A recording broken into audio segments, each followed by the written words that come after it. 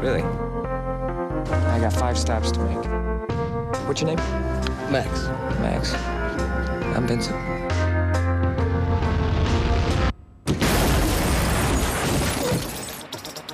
You killed him? No, I shot him. Bullets in the fall killed him. Can't do this. I can't drive you around while you're around killing people, man. It ain't my job. Tonight it is. You drive a cab, I'll make my round. You might make it through the night. He's already killed witnesses. He's coming to kill you. Tom Cruise. Slow down. Jamie Foxx. Gotta roll with it. What's flowing? What's my work? Kicking off the crime spree season, our network premiere of Michael Mann's Collateral, Monday at 9 on Film 4. 4 days of it to look forward to, and this is Day 1. You're at Cheltenham on 4. In, buddy. I said text it in. What? I said text the bet in, buddy. Text it in. Text it in. I'm on the phone. Tote Sport, sponsors of racing on Channel 4.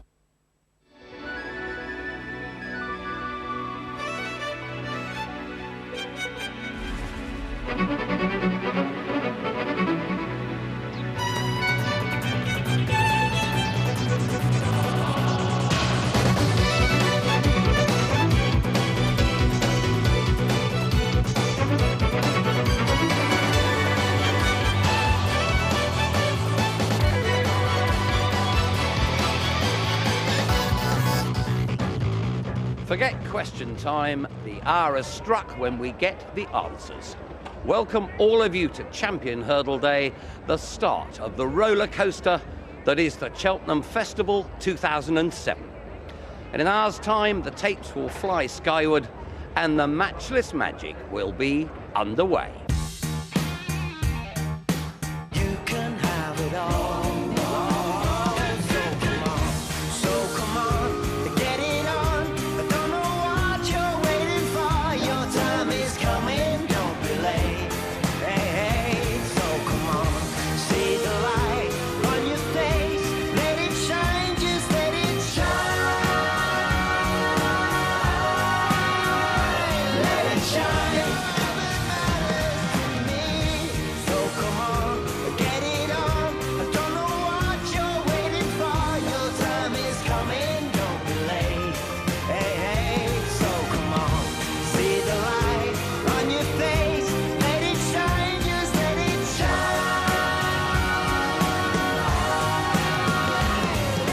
At the heart of this meeting lie the 4 championship races that are the festival's bedrock of brilliance.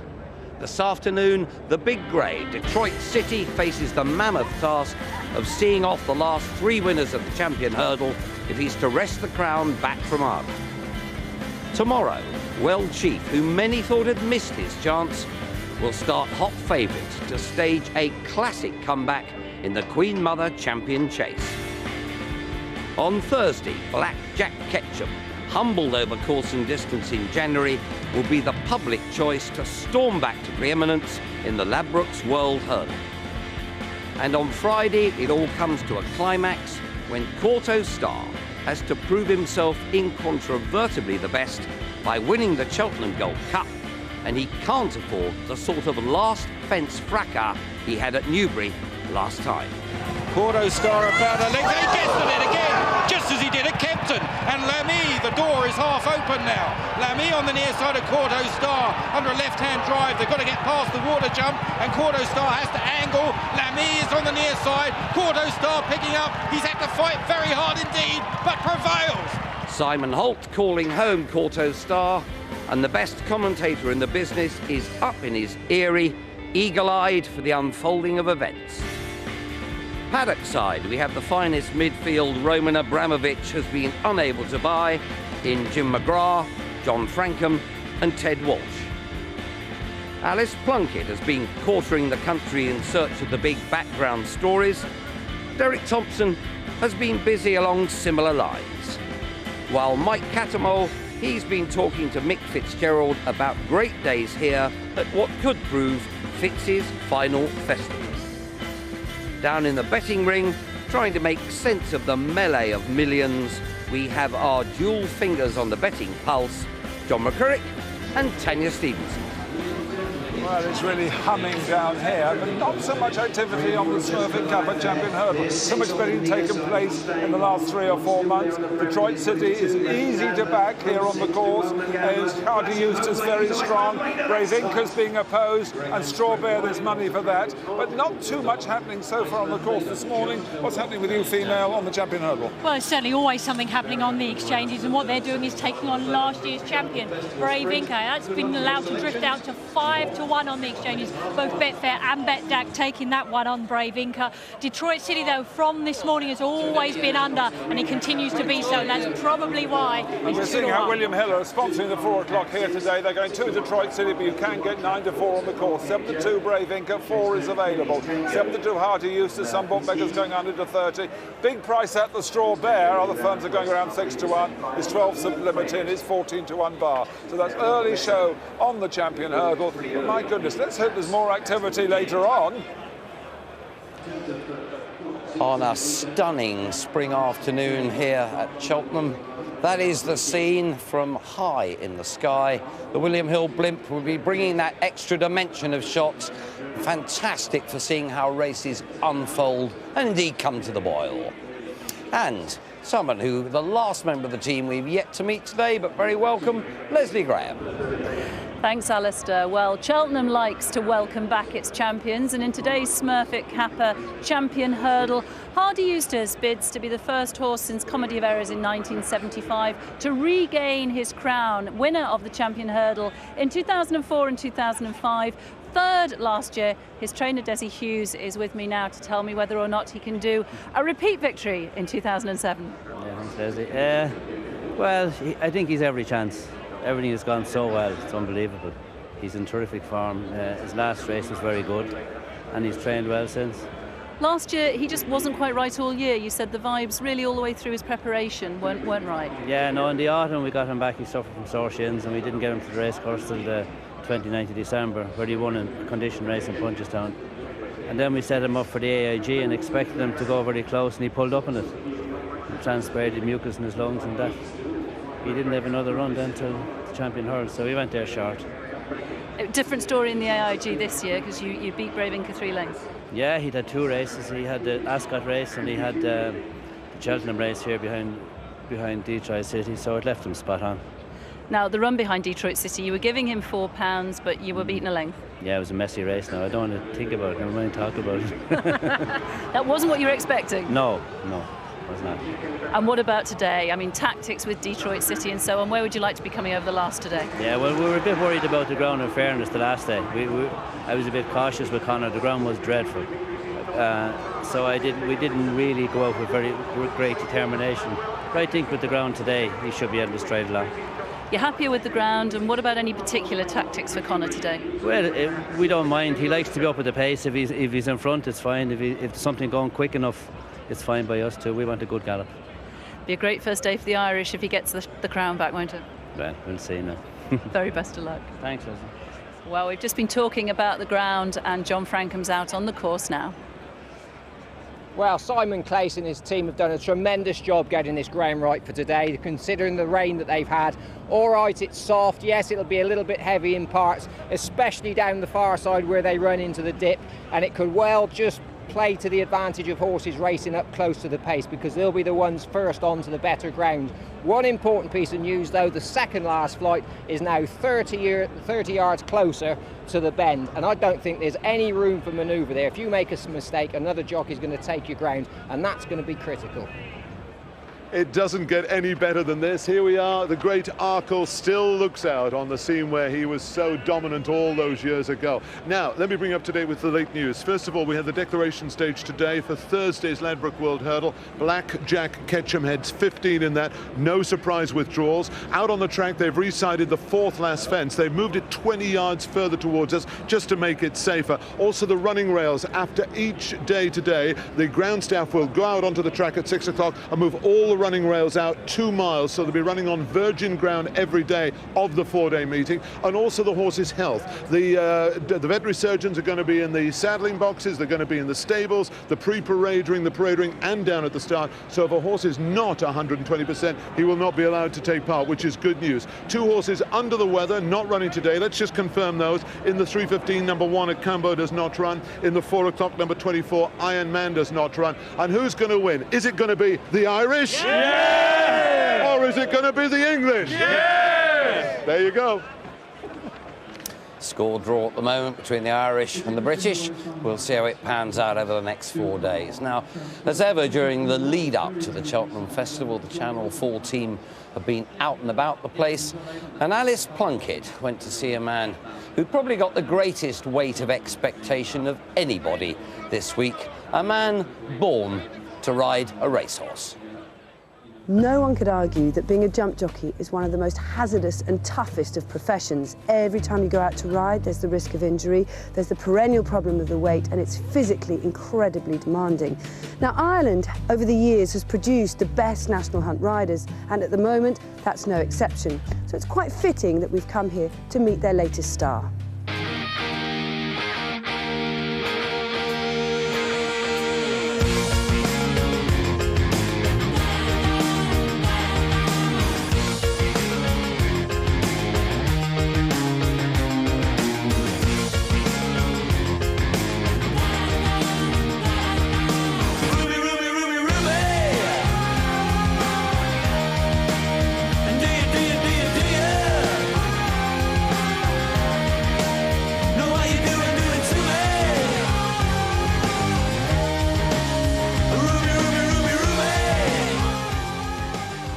I always dreamt of being a jockey. I didn't ever realise that I would become a jockey, but it was always a dream, and it's definitely come true 10 times better than I ever hoped it would. Ruby Walsh grew up in a racing dynasty. You could say it's in his blood. His grandfather, also called Ruby, trained horses out of Kill near Naas.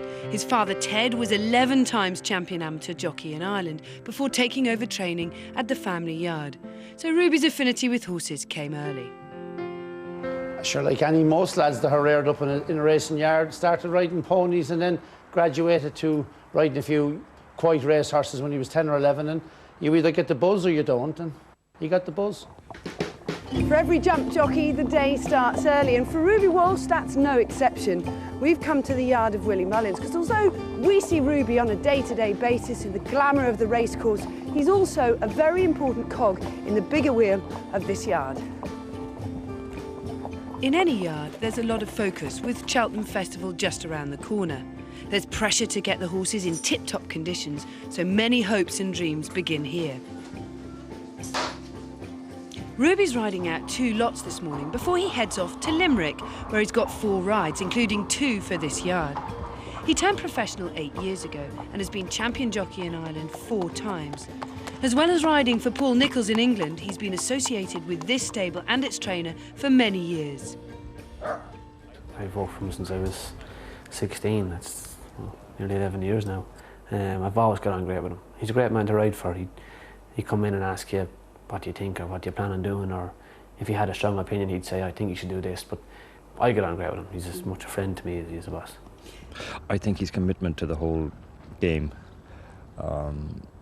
He doesn't need to ride out here or Paul Nicholls or anything like that, and yet he does. Comes down, rides out as many lots as he can, wants to get to know all the horses we have here. And I imagine if he said he didn't want to, I wouldn't argue, you know. But I just can't imagine with the amount of travelling he does and his work rate during the day riding in Ireland and England, why he comes here. But he feels he needs to get to know the horses and then rides out in a few other stables as well. Ruby finished second in last year's Gold Cup on Hedgehunter, trained by Willie. He'd also ridden the horse to victory in the 2005 National, but his first ever national ride was for his father, Ted, in 2000. Grand National is something you never think that you're going to win. You go out every year, there's 40 horses or whatever, and you think, geez, it's great to be here. It's great to be riding a national. And I went out on Papillon, knowing that like he'd been working well and whatever else, but it's the Grand National, you're not going to win. And he had a super ride off him all the way, and when he won, it was just it was the best, definitely the best day ever. So looking back, what would be your worst day in racing? I suppose I had a few ordinary days. I suppose I broke my leg in Czechoslovakia was an average enough day. I guess I crushed a vertebrae in Cheltenham, that was the sorest day. But no, I've been lucky. I haven't had too many bad days personally, but the worst day by miles was the day Kieran Kelly got killed in Quebec. Without doubt, head and shoulders. Everything I broke fixed.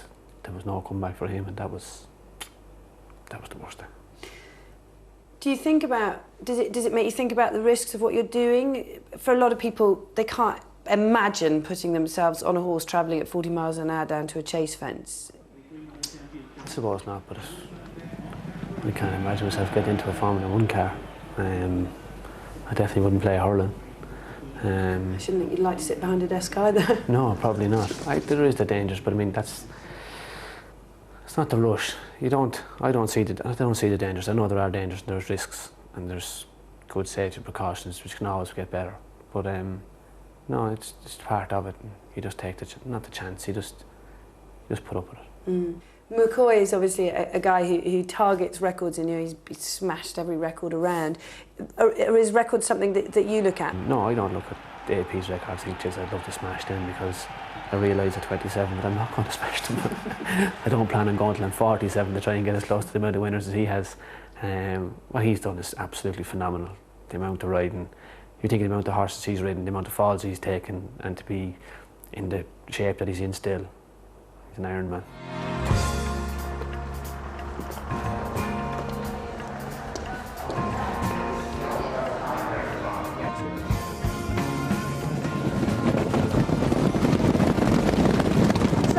Ruby to the west coast to Limerick, one of Ireland's newest racecourses. It's all in a day's work. How do you cope with your weight and the kind of regime you have to put yourself through, as well as all the travelling? My weight looks after itself. I guess I'm lucky that way. I'm usually around 10.3 or 10.4 stripped, and once I don't try and lose too much weight, it stays where it is. But I do notice when I get down to do 10 stone, 1 or 2 or whatever it would be, that I will go back up to 10.5 or 6. So I've learned try not to lose too much.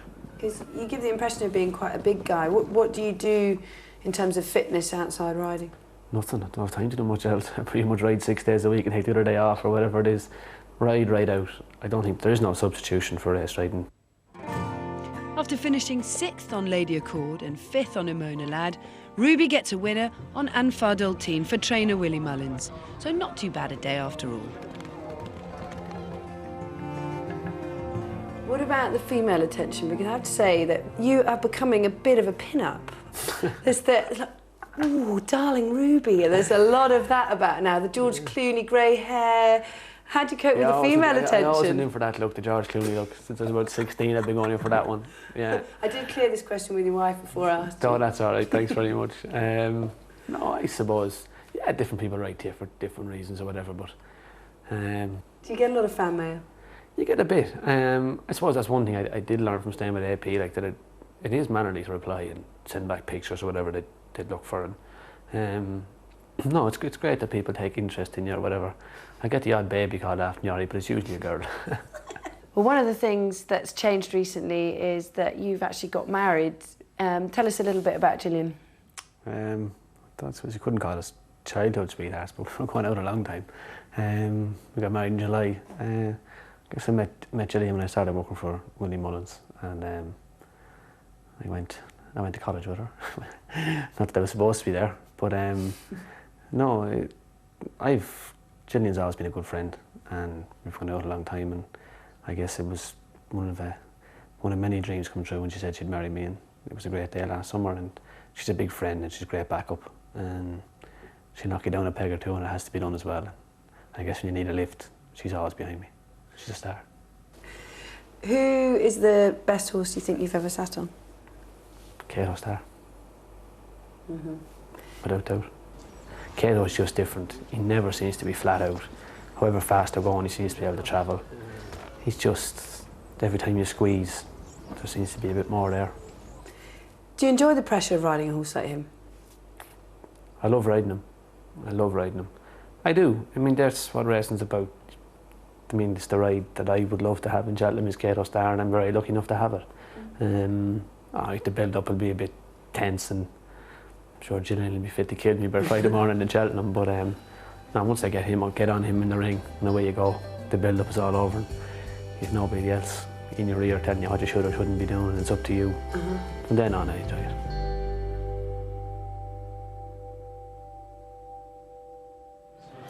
Yeah, a very cool customer, Ruby Walsh, who's going to be carrying that great burden of expectation when he goes out to ride Cordo Star in the Gold Cup. Cool customer, but more to the point, a 100% genuine human being. Well, it's time for a break, and after the break, we're going to be sitting down with one of the pivotal figures in the game, JP McManus.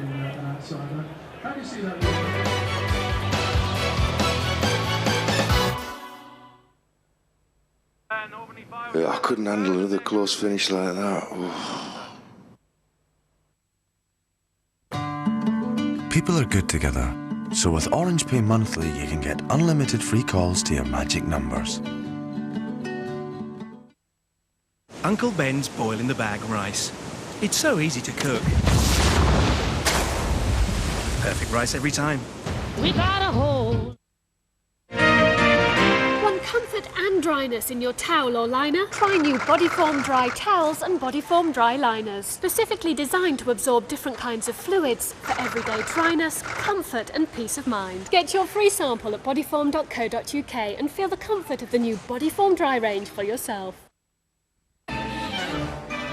Mum had become strangely territorial over her Weight Watchers cakes. Cakes from Weight Watchers. Dreams spark our imagination. Dreams make us smile. We invite you to come live out Disney dreams this year. It all begins at the place where once upon a time happens once upon a day. Walt Disney World Resort, the place where dreams come true. With Virgin Holidays, you can stay for 2 whole weeks at a Walt Disney World Resort hotel from just £649 per person. Book online at virginholidays.com/Disney. Well, I left school when I was 16 because I hated it. But I always wanted to do a degree. It was very important to be able to work and do the degree at the same time. You just slot it into your life, you know, and away you go. I was in a rut and didn't quite know what to do to change it. And the Open University opened up that door and said, it's all out there. You have to take time to do the work and do it properly. But what you get back in terms of rewards is absolutely huge. You can connect to the power of learning too. Call the Open University on 0870 900 0306. That's 0870 900 0306. Call or click now. Got my hair, got my head, got my brains, got my ears, got my eyes, got my nose, got my mouth. I got my smile, got my arms, got my hands, got my fingers, got my legs, got my feet, got my toes, got my liver. New recipe Muller Corner Healthy Balance. Made from 100% natural ingredients for a healthier start to the day.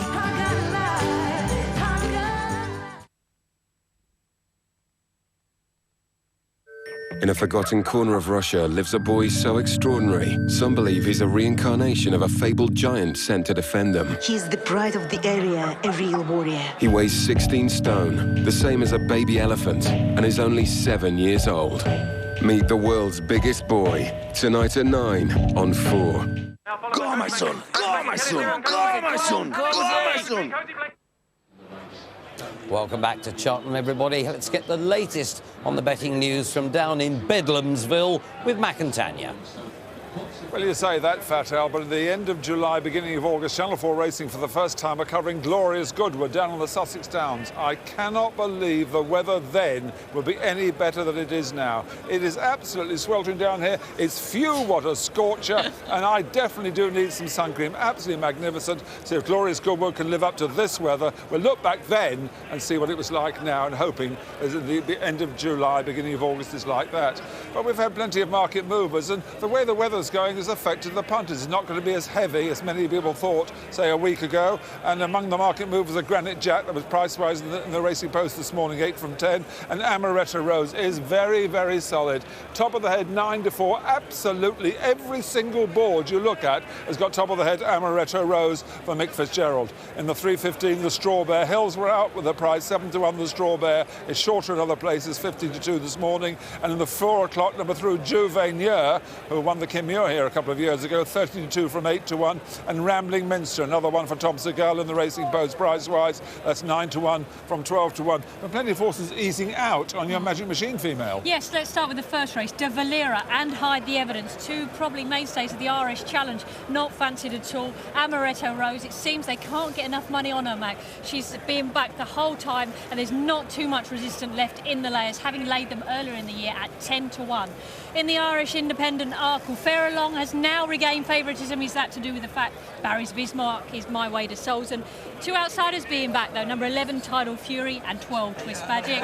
In the Champion Hurdle, we've already mentioned Brave Inca is a negative. William Hill Trophy, I mirror Max Juveneur, but Inox, and each way support for Inox. In the Sporting Index handicap chase, Star Performances have been backed all last week leading up and including today, and also supported is Ile de Boitron, another Irish challenger. And in the final race, perhaps they're not all after David Pipe's Gaspara. They're coming for another one out of that stable, number 5, Laustrabad. And the female makes Brave Inca a negative in the Smurfit Kappa Champion Hurdle. Well, there's a poor record that many chances for horses who previously won the Champion Hurdle coming to retain their title have had. And if you look at the record of them, a bit of worry if you're a Brave Inca backer, out now to 4 to 1 here on the course. You've got Hardy Eustace, of course, was third last year to Brave Inca. He defended his title successfully in 05. Rooster Booster was at behind 33 to 1. Hardy Eustace. Two others then failed to finish all on one. Isterbrak did it twice, of course. And Alderbrook was beaten by Collier Bay. 52 times the reigning champion defended their title. Only 17 succeeded. Well, there have been few bigger players in recent years in this sport than J.P. McManus. He's risen from punter and bookie to become an international business figure and the biggest owner in the game. Well, Jim McGrath tracked him down to his London lair at the Dorchester Hotel.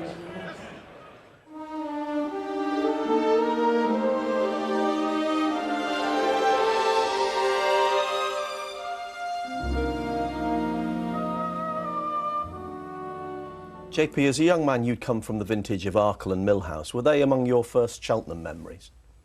Very much so. I remember Arkle and Millhouse first time in the first Gold Cup, because luckily it was run on a Saturday and we got a half day from school on a Saturday, so I can remember the excitement and the buzz leading up to it at home. And when did you first actually make the journey across? I came across in '73. Came with a few mates. We stayed in Stratford, and it was a fun trip. You've always had a reputation as a punter, but were you coming over there to bet seriously, or were you still at that stage of your life where it was just a bit of fun?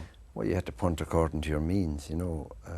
I used to punt from a very young age, and I think horses were the means of gambling. But I enjoyed punting on the horses.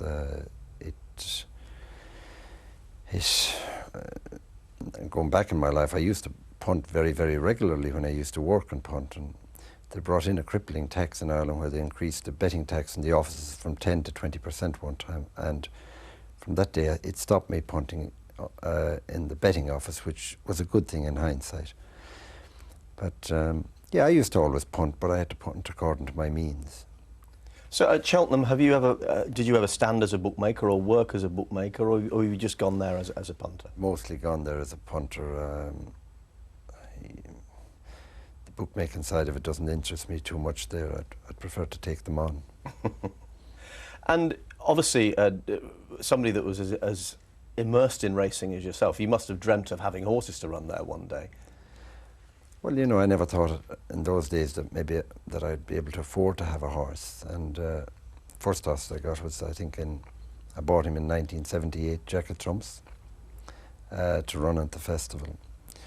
So that was when I put my toe in the water first. moving into the 90s, you started to have a few more horses and a few more winners, and we move into the first great horse you've had, because Jack of Trumps would probably, in terms of ability, be the best up until then, and Istabrack, who, you know, must be the horse of a lifetime in lots of ways. Well, he was a dream for me, and you know, I was very fortunate to own him in the first place, because he wasn't the horse that I'd ever seen running the flat or taken any notice or heed of. But Timmy Hyde buys a lot of my jumpers and tells me always what's going on. When he was going to the sales in July, he said, I've an order here from John Durkin, who was his son-in-law, to buy this horse, or he's going to buy him at Newmarket in the July sale. And I said, fine, no problem, Tim, whatever. And then I thought about it for a while, and John being Tim's son-in-law, I thought, would it be nice to have a horse with him? And I asked him, had he somebody for the horse? And he said, no. Tim said, I was going to maybe try and get a syndicate together or something like that, a few of us own him. Well, I said, if he'd like to train him for me, I'd be happy to try to buy him. So, you know, he said, well, what will we give for him? Well, we were going to give a six-figure sum, and we ended up getting him for 38. So, you know, he was a winner from day one, really.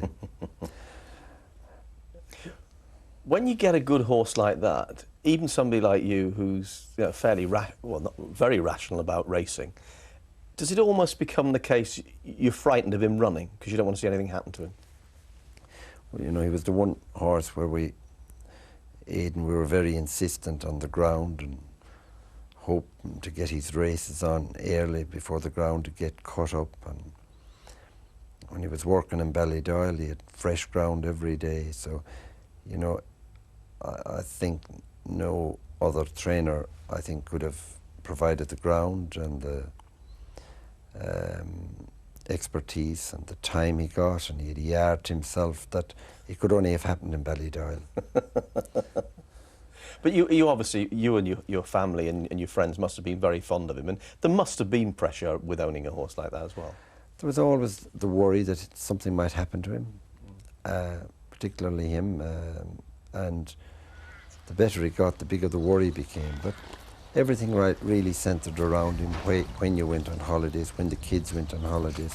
Like, everything just seemed to centre around this horse, because one thing I was sure of, when Istabrack was running, everybody was going to be there, you know? And so, which of his 3 champion hurdles did you think was the most impressive? You know, I suppose the first one, because the one person who really believed in him was Aidan. He kind of, you know, if I believed in Aidan as much that day as I would today, he said it's just a matter of how far. He was so bullish before it, like, but I had a bit on him, I remember, not as much as I should have, but you always say that after a winner, but Aidan was very, very bullish that day. And we moved on from, you know, not quite the sublime to the ridiculous, but the huge anti-climax almost of, we lost the 2000 festival due to foot and mouth, when, you know, he had a very strong chance of winning 4 champion hurdles, and indeed that would have made it 5 Cheltenham wins in succession, to the disappointment of the way he bowed out. Yeah, I suppose the upside in that the year he bowed out was that Charlie realised all wasn't right with him, and he pulled him up early in the race, which only somebody like Charlie would have had the courage to do it, you know, which he's a real horseman, Charlie, and he just knew the horse so well. He knew everything wasn't right, and thankfully he pulled him up. But, you know, months later he was sounder than he ever was. I'd say he could have come back the following season and raced, but we had retired him, and he'd well earned it, so there was no question of him coming back. Not long afterwards, you had another 2 very good ones to carry your colours. You bought 2 horses from France in First Gold and Barracuda, and Barracuda particularly became a Cheltenham favourite too.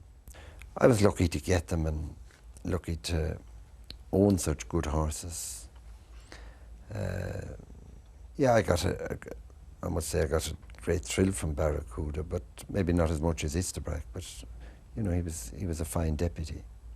And in the champion hurdle, I don't know what you think, to me that is in some respects the most open race of the meeting. I think you could see through certain form lines there's maybe 6 or 7 pounds between as many horses, and you have one of those who've maybe got to improve a little bit more than that in Strawbear. Yeah, he has his chance, and I don't think the soft ground will bother him. I think maybe help him. You know, what he may have in his favour with Detroit City is that they're both young and improving, getting stronger. You know, a lot of the older horses, like, well, they're very, very good era of hurlers. You know, they're trying to regain their past form, like, whereas I feel the younger horses, if they can improve and find that few pound, maybe they might just hopefully give them enough of it. In the Arkle, Don't Push It, a horse that you seem to have changed plan in mid-season, in that he looked to be going maybe the long-distance route by Christmas, and you brought him back to Chepstow last time and he was impressive at 2 miles. He's going to have a crack at the Arkle. He's going to have a crack at the Arkle. Number one, Denman's not in it, you know, which I think is a really outstanding horse. And secondly, I'm not sure what trip he gets. You know, I think he's a horse with a lot of pace, and John seems to think he has a lot of pace, and he'd be better suited to the Arkle, so I didn't need any convincing. If there was one horse you could pick out, you're saying you're most looking forward to seeing, you know, at Cheltenham over the 4 days, what would it be? Maybe Don't Push It. You know, I'm excited about this horse. I think he's, you know, I think he's great make and shape about him. I think he has speed, and for me, I think he may be my best chance.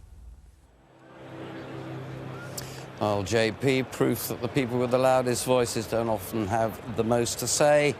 Reflecting on, among other things, the great Istabrack, who got a massive welcome here when he went round the paddock earlier in the day. A magnificent Cheltenham hero of the past. And today we'll see a new champion hurdle hero being crowned. Let's go down to the ring. Mac.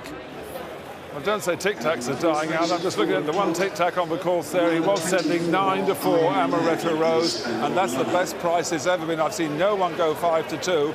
And this hurdle used to be the Gloucester hurdle, first run in 1911. They divided off to 2 and 3 divisions. 37 favourites in 113 runnings that won it. Just when they're on the air, the tic-tac's not showing. Anyways, 8-1 bar the one. That's Granite Jack and Hide the Evidence. It's then you can get 10-1 against De Valera. Wins now is 10-1 with 12-1 Tyson. Bit of money for Tyson as well. You saw the show being sent there. Female on the exchanges. A bit more modern, your machine, and the old tic-tac. I got machines. I got this little machine. I got machined out there, Mac. We've got everything monitored, as it were, and the fact is that the more money pouring in for Amaretto Rose. I've also got the money for Tyson reflected on the exchanges. Drifting out is Hide the Evidence, but particularly De Valera. Now, if you want to cut this massive field of 22 down by some horses, it's hard enough to pick a winner at the festival. We've got just the tidbit for you. In this Anglo-Irish Bank Supreme Novices Hurdle, 10 of the last winners had won on their previous outing, which, if you look down on the horses' names, it cuts the 22 runners down to 10, and it includes the well-backed Tyson and Amaretto Rose. Can we get the tic-tac working? He's over there. He still won't show for it. It's 9-4 the field and 8-1 bar. Amaretto Rose heading the market for the opening Anglo-Irish Bank Supreme Novices Hurdle. A warm order, a high hope from the Nicky Henderson yard. We're about 20 minutes away from the action starting. Time for a quick break.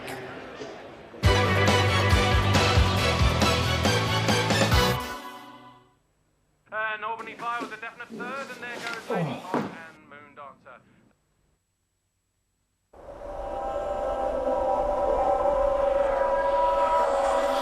At Specsavers, you're in expert hands. Our stores are owned by qualified opticians who'll give you a thorough, professional eye test. We have a huge choice of stylish designer frames. And if you're over 60, there's 30% off glasses. That's 30% off frames and superb Pentax lenses. Specsavers. you can have it all. Marty Wilde, born to rock and roll. The definitive album from the original British rock and roll icon. All the greatest hits from his exceptional career. Marty Wilde, born to rock and roll. Perfect for Mother's Day.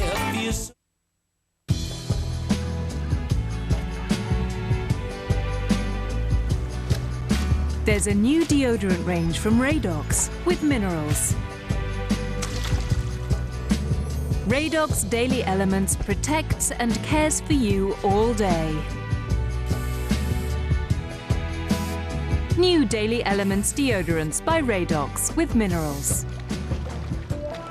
Radox know how.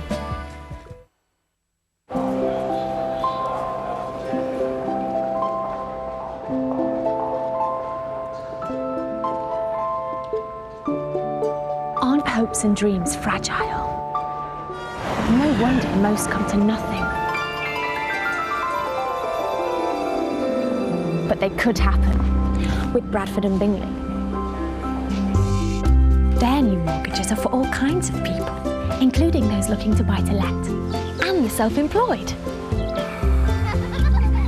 I love it when dreams find a home. Your dreams could find a home with Bradford and Bingley.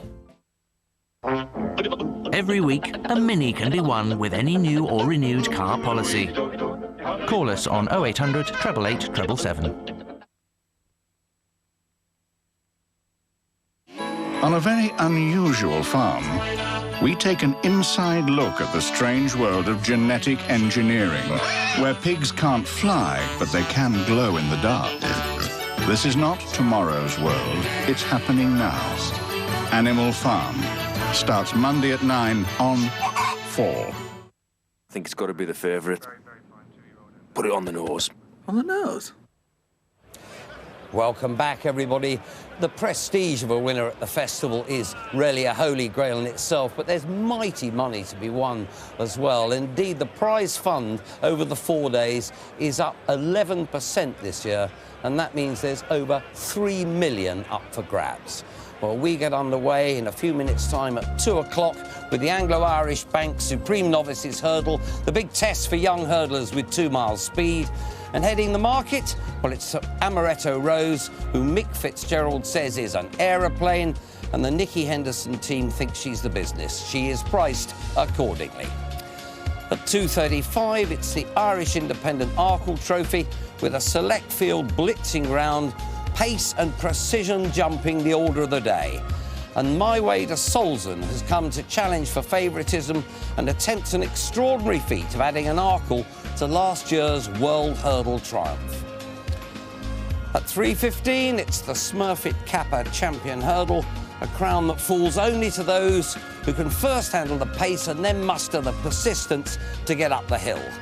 Detroit City heads the home defence in the Champion Hurdle, a whole season concertinaed into a hair-raising hour for the Hobbs-Johnson team.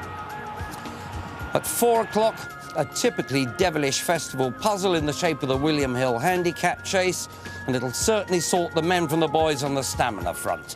National hope, Little Brick, who won well last time's a warm order to give David Pipe a first winner at a meeting that Dad Martin made his own on the handicap front. Well, a crucial figure here this week, as ever, will be Tony McCoy. A few minutes ago, Johnny Frankham caught up with AP in the jockey's weighing room to talk about his rides, starting off with his mount in the opener, Wins Now. Yeah, he's been improving. He's done really well. Niall Madden's done well with him this year. He's won his last 3 races. He needs to keep improving, but he is improving, which is a good thing, really. It's a very open race.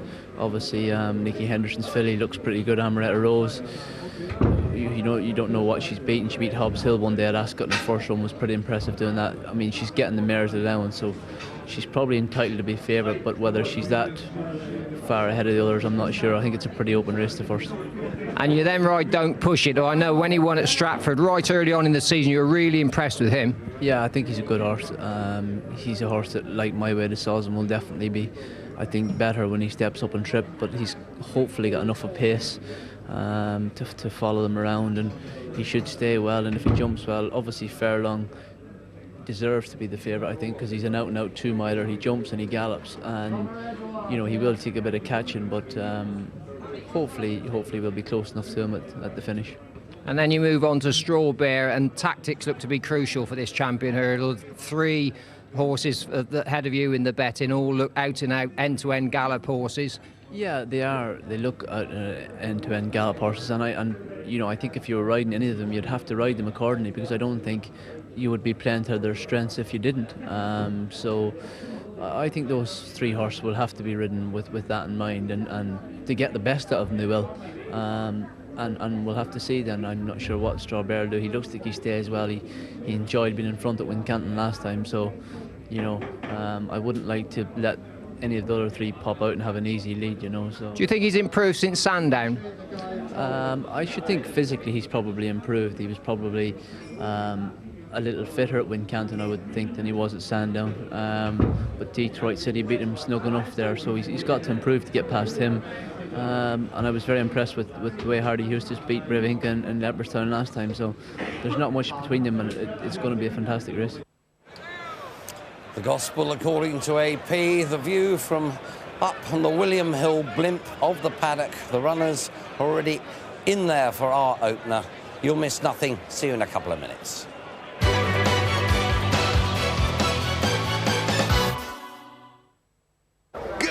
Come on, who's the place booking then?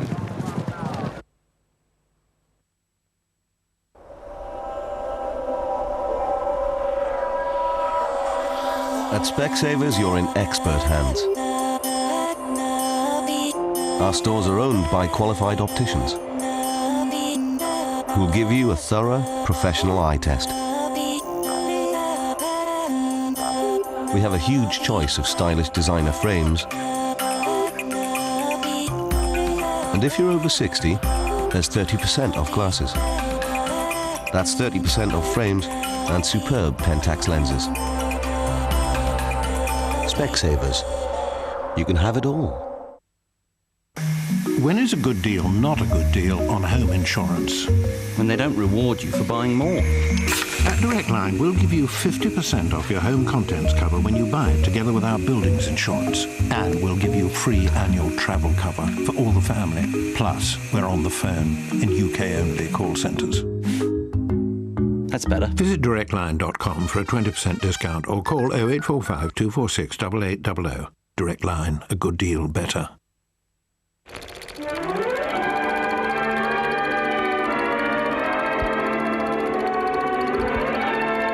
Fixident Food Seal has a thinner nozzle which allows for precise application. This helps to give a better seal against food infiltration. Fixident Food Seal, life with more bite. I challenged Churchill and he guaranteed to beat the price I was paying for my car insurance. Oh, yes. He ended up saving me £123 on the insurance for my Volkswagen Golf. Oh, yes. And I even got an extra discount by buying online. Oh, yes. Oh, yes. Sorry. If you haven't claimed for 3 years, we guarantee to beat the renewal price for your insurance. Challenge Churchill at churchill.com. Ladies and gentlemen, welcome to Saturday night at the London Palladium. Why get into stand-up? Stand up. It's just a bloke about. Me biscuits falling in me breath. Get ready for the funniest programme you'll ever see. The 100 Greatest Stand-Ups. Sunday at 8 on 4. Red 7. Yeah, come on. We're the men. Yeah. Welcome back to a weirdly sun-drenched Cheltenham. Now, Guinness sponsor a competition every year for the best human performance daily at the Cheltenham Festival.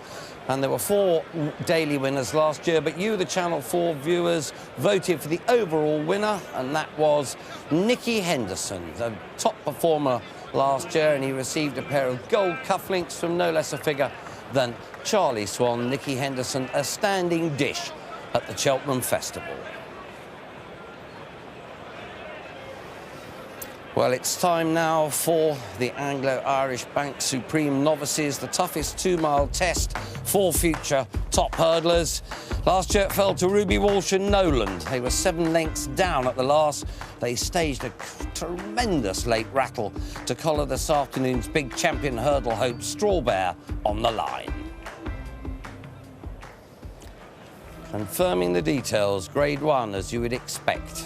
120,000 in the prize fund. Just to check that going again, soft, good to soft in places, much better than we could have hoped for a week ago. 22 take up the challenge.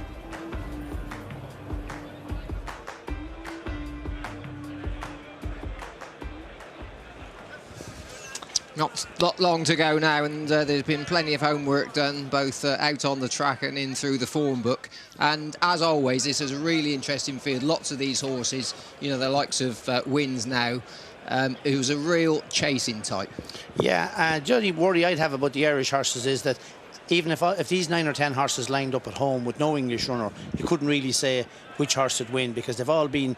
De Valera at one stage looked to be an outstanding novice, and then he got beat at the last day at Punchestown by Noel Meade's horse who runs here that you give a fancy to. And Wins now started off falling with AP at Fairyhouse and then winning 3 on the bounce and doing it very well the last day. He's an improving horse. Tipperary All-Star was good here, but I think he was flattered a little bit with the way he won.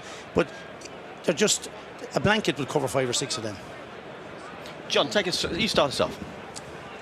Well, like I say, there's plenty of these you'd like to take home. If the stable were in better form, this is a horse who will definitely stay. That's a stupid price, 100 to 1, because I watched him win at Newcastle, and the one thing he does, he finishes his races. Here's another outsider, number 2, which we'll come to in a sec. Classic Roll. There he is, trained by Lawrence Wells, and he was well held on his reappearance. He's had problems, and he's very difficult to fancy here.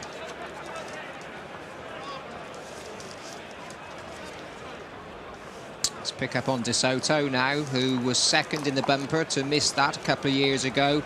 And he's a horse with lots of quality, lots of scope. Still only a young horse, certainly haven't seen the best of him. Number 4 is De Valera. This horse is a lot of Irish people who back this horse because he's called after an ex-president of ours, Eamon De Valera. But he was, I thought, unbeatable early on. Won a couple of hurdle races in a real good style. Was a little disappointing last day. And there we have another one, Ebazian. This horse was a classy horse in the flat. He scooted in at Thurles, got beat first day and then won well at Thurles. Just wonder if he's quite up to the top grade.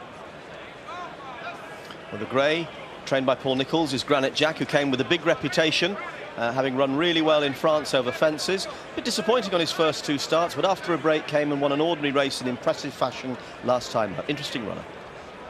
7 is Jesse Harrington's runner, Heidi Evidence. This fellow was very impressive up to the last run. He got beat about 20 lengths behind Hardy Eustace. To be a guide to what kind of a race that was. He was impressive when he beat Monty Mint, and also impressive at Roscommon when he beat Bob's Pride.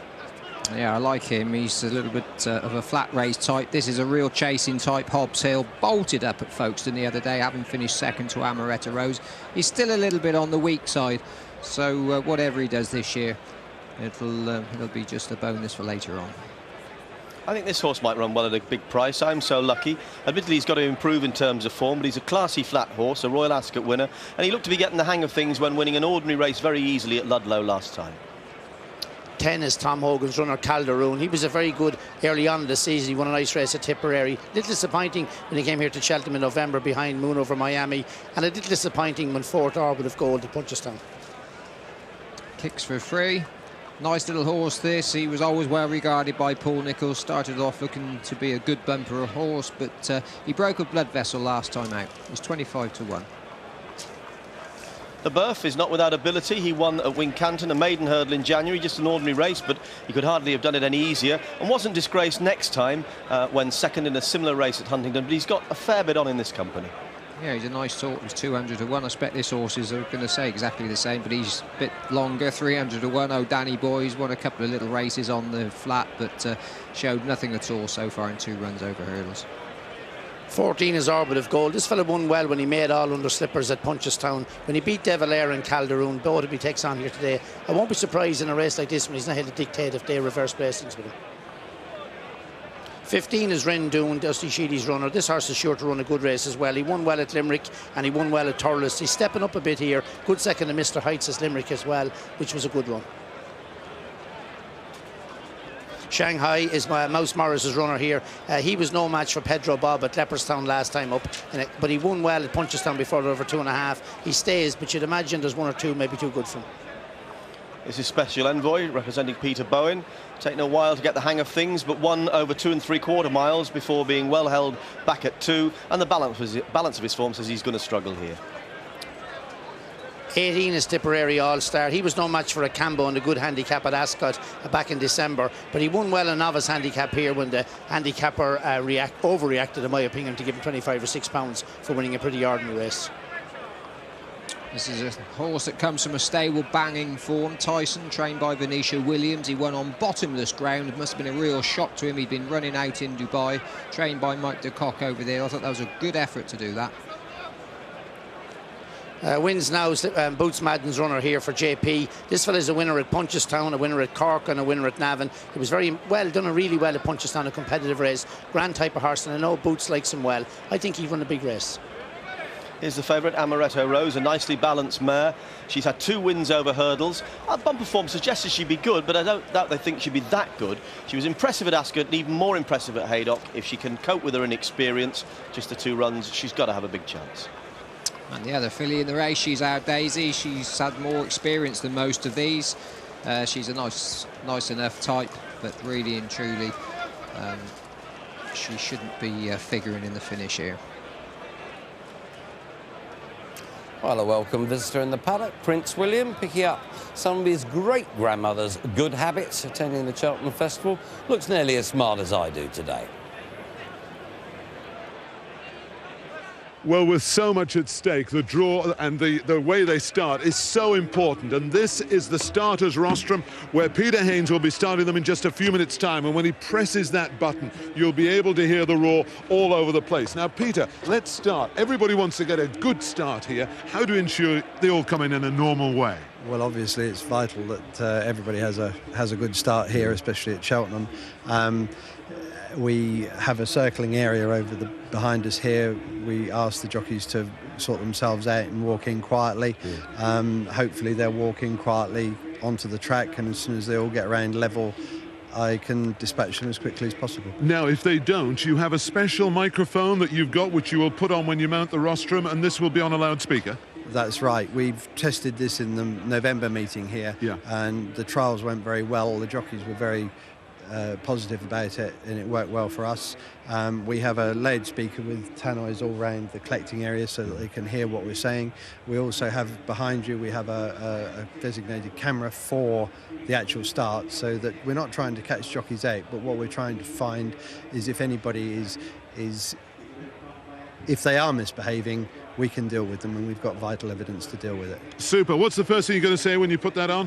The first thing we'll say is half a minute for your goggles, jockeys, and sort yourselves out quietly. Lovely. Hope it goes well. So this is the rostrum, where he will be mounting in just a few minutes' time. And when he presses that button, you'll hear the Cheltenham roar all over the world.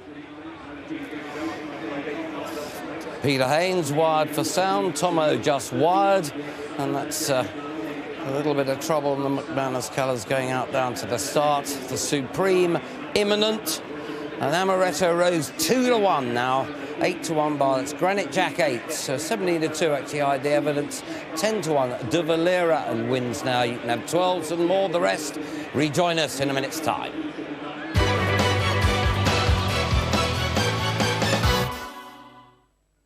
Go on, go on, go on. Get in. That's my Scoop 6 banker. Yeah.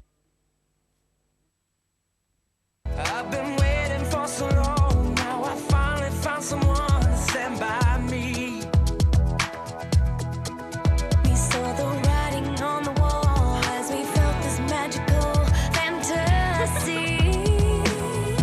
Listen, baby, I've had the time of my life, and I owe it all to you. Does searching for car insurance drive you crazy? 110. 10% online discount. With everyone talking about cheaper car insurance. But who should you listen to? Who actually could save you money? That's where Confused.com comes in. Confused.com is an amazing site where you compare prices for your car insurance. Fill out one form and they do all the legwork. They go to Admiral, More Than, Norwich Union Direct, and many more. They'll tell you who could be the cheapest. That's Confused.com. You could save a bundle.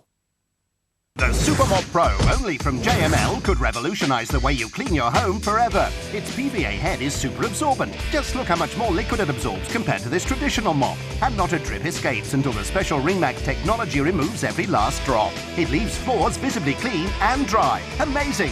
And with this telescopic handle, it's perfect for cleaning windows. This could be the only mop you'll ever need, and it's incredible value for just $9.99 at Woolworths, Wilkinson's in-store and Robert Dyer's. Make sure it's a JML. Great, thank you. Which part of fishing boat did you not understand? Come on! She's a beast! Yes! Yes! The wheels come off with the wheel! You know, if I pay off more each month, my interest rate actually drops. So unlike you, my curly friend, I am in control. Very exciting. Your steering wheel. So why the card? Ow. Get an interest rate as low as 9.9% with FlexiRate from Barclaycard. Now there's a non-medicinal way to soothe arthritis pain. Cura Heat Arthritis Pain has air-activated heat packs, held in place over the joint in a special wrap to provide powerful, warming relief for up to 8 hours. Isn't that better? Cura Heat Arthritis for knee and wrist pain, also for back pain. What's your name? Max. Max. I'm Vincent. You drive a cab, I'll make my round. You might make it through the night. Tom Cruise. Slow down! And Jamie Foxx are kicking off the Crime Spree season with our network premiere of Michael Mann's Collateral, Monday at 9 on Film 4. Right, this is it. 1 and 4 for the exactor. Come on.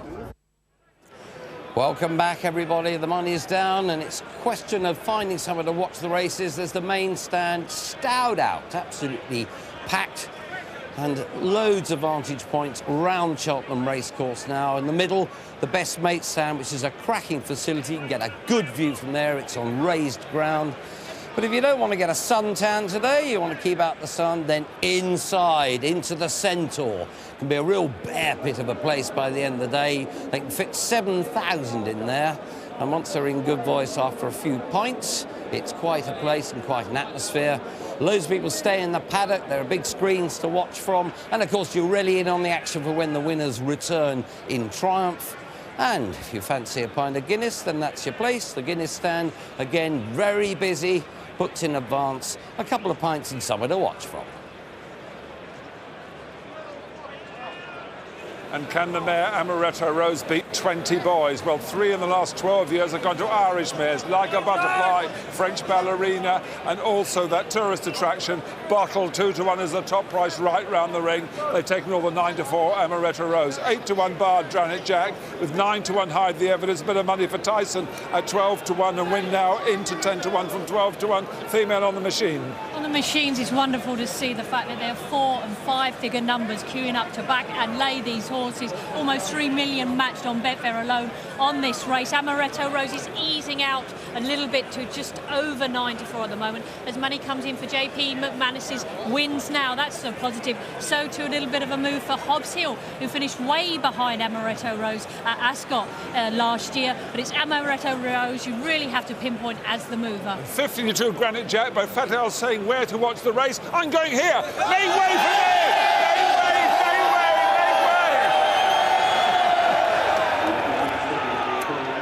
It's about to get underway. The man to call it, Simon Holt.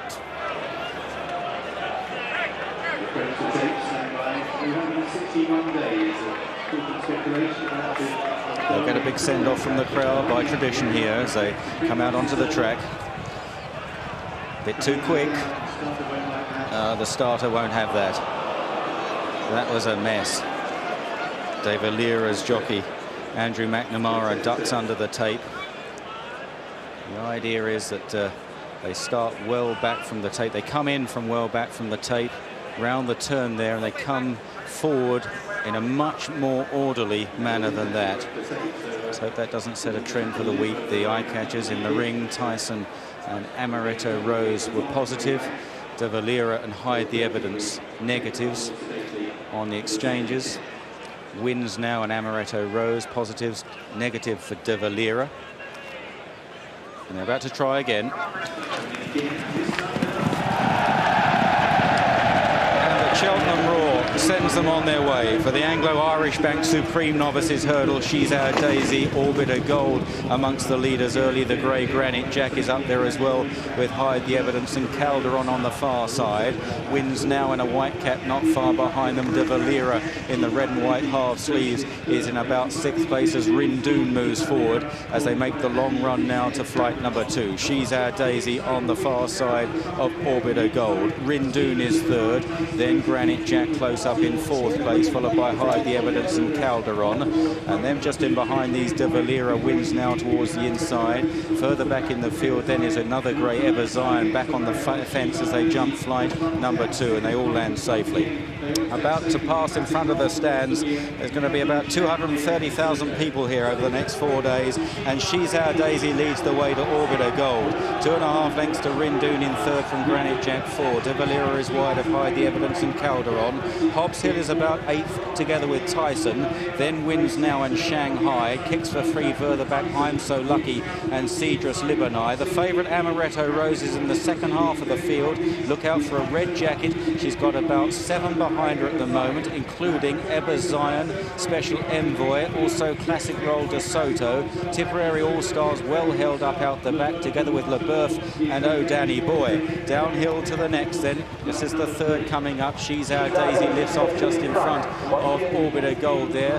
They land safely. Granite Jack on the far side in the yellow jacket, the Noland colours, last year's winner of course. Rindoon the near side. Just moving up on the near side in dark green is Calderon alongside the nose banded Hide the Evidence as She's Our Daisy now loses places. Hobbs Hill picks up out wide of runners as they continue down the back straight with Shanghai, and then further back in the field is Wins Now on the near side. They jump the next together with Tyson. Then She's Our Daisy still retreating. Eber Zion's the inside of De Soto. Just ahead of those, Amaretto Rose getting into the race now. Red jacket making stealthy headway into about 8th place, a very close up 8th at that under Mick Fitzgerald. Running uphill to the flight going up the hill, and it was there that it was just the grey Granite Jack that led. Granite Jack from Orbiter Gold. Rindoon is still close there. De Valera. Amaretto Rose getting ever closer. Hide the Evidence, but short of room there. Hide the Evidence. Calderon going well round the inside as they reach the top of the hill. It's Granite Jack that's going to lead them now down towards 3 out in this Anglo-Irish Bank Supreme Novices Hurdle from Orbiter Gold. De Valera in the noseband. Calderon wins now on the right with the white face. Amaretto Rose, the red jacket, in about 6th place. They're chased by De Soto. Eber Zion, the grey, the light grey, going well. Behind them Tyson as they landed over 3 out. Orbiter Gold taking on Granite Jack. De Valera, Amaretto Rose travelling strongly. Eber Zion, far side wins now. Calderon. Tyson trying to get there. Amaretto Rose has come there, cantering the favourite as they go down to the second last. Granite Jack, Orbiter Gold taken on by Amaretto Rose between the pair as they race now to the final turn, and this mare is yet to come off the bridle. Eber Zion going well in behind them though, the grey a bit short of room. Then De Valera and Tyson. Special Envoy from the back with kicks for free and Wins Now. Now he gets to work on Amaretto Rose, and Granite Jack is battling on very gamely, followed by Eber Zion between the pair. They land over the final flight. De Soto's back in 4th place, then Wins Now up the hill. Granite Jack and Eber Zion, a brace of greys beating off Amaretto Rose with De Soto in 4th place, and it's Eber Zion that's kicking on the best up the hill. Eber Zion and Davy Condon, a winning start for Ireland. Eber Zion wins from Granite Jack 2nd, Amaretto Rose flattened out up the hill, followed by De Soto and wins now. Then Calderon, Special Envoy, kicks for free Tyson de Valera, LeBeuf and then Cedrus Libanai, followed by Orbiter Gold and Tipperary All-Star Hide the Evidence, I'm So Lucky. And the tail enders including Hobbs Hill, Shanghai, Rindoon, She's Our Daisy, Classic Roll, and pulling up was Oh Danny Boy. What a start for the Irish visitors here with Ebba Zion, the grey, a beautifully bred son of Day Lamy, bred to be a top-class flat horse. Well, he's proving a top-class horse over hurdles here. Great start for his trainer, Willie Mullins, who has many, many good chances over the course of the next 4 days. The favourite, Amaretto Rose, looked all over a winner, didn't she, jumping the second last. But jumping the last, it didn't look quite so good, as Ebba Zion fought through a few traffic problems to go on and win. The winning rider is now with Leslie Graham. DJ, that wonderful win, a Cheltenham win for you. Great, couldn't believe it. Couldn't believe how well he was going, you know. He went that well fancy coming into the race. We knew he'd win the last day, but he didn't impress us when he won, you know. So coming today with much confidence, but he done it really good, you know. It's brilliant. You must have been watching Amaretto Rose because she was cruising until just over the last. I was too far back altogether, and I was happy to see as we passed the bend that Mick was just there with me, so I said I can't be going too bad, I'm going to follow him through. It all worked out, it was brilliant, you know, brilliant buzz. It's all about getting up that Cheltenham hill, and when you hit the ground after the last, your first winner in Prospect, what did you think? I thought he was even there a bit too soon because he doesn't do much in front, but lucky enough now today he battled, you know, he was really good. Yeah. Well, he did very much enough, well done. Thanks.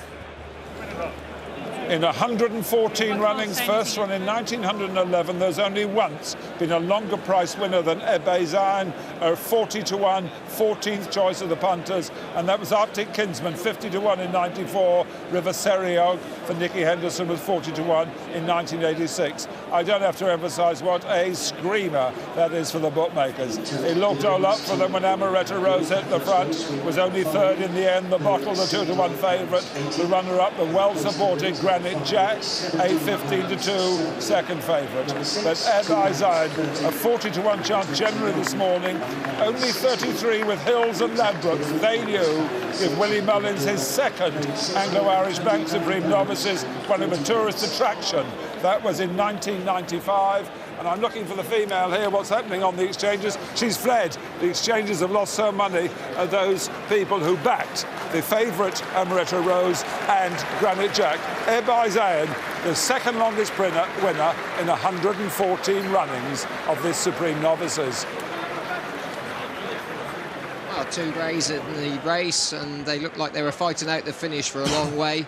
And Davy Condon, you just say what a good rider he's been, you know, gets a tune out of anything. Yeah, he's a smashing rider, Davy. He's second jockey at Willie's there now, and he's riding a lot of winners. He rode Holy Orders in the Melbourne Cup and rode a lot of big flat winners on him and everything else. Lovely, stylish rider. His father, Mick, was a great pint rider, but he's from a good family as well of jumper jockeys. And he's a lovely rider, and he gave this horse an absolutely peach of ride. I know he was a 40-1 shot, but the way he took his time down the hill, as I said, I thought he was there too soon.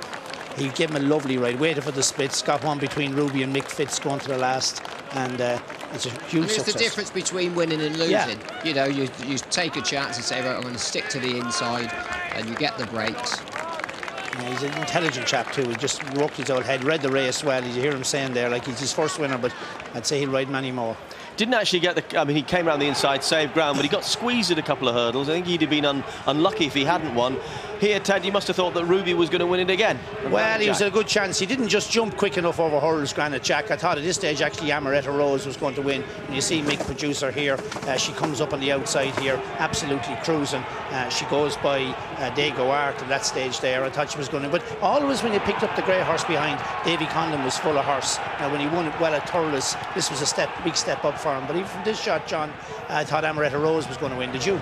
Well, she's taken Fitz well into the race. You know, she's travelled well, unbeaten in 5 starts, and to be fair, this is the first time in her life you thought, well, is she going to produce it or not? She's never had to really battle, and I've got no doubt at all that this will bring her on a bundle. But at this point, well, Davy Condon's like riding a flat race anyway. Sees a really good stride at the last, gets the horse away well from it, and just sticks his head out, and she's done nothing wrong at all, Amaretto Rose, but he's just had that little bit of pace at the end of this race, and Ruby, well, he was never out the first two, obviously, you know, in a good position on him. One's been up there, one's come from out of the clouds, so, you know, you can take your pick about how you think the races are going to be run, but absolutely jubilant, Davy Condon. And a great success for Willie Mullins as well. Willie has had, I think this might be Willie's definitely 10th winner here at or maybe more, at Cheltenham. What a record he has.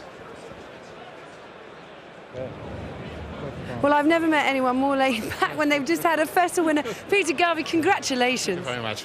Thank you very much. How did you come by this horse? I bought him off Willie there. There's 2 or 3 of us, 4 of us involved, in fact. I bought him off Willie about 2 years ago, and he was injured last year. And he has brought him along here now. So we didn't think he'd do as well as he did, but he did. He certainly did. Listen, come welcome your horse in. He's coming in behind us. Well done.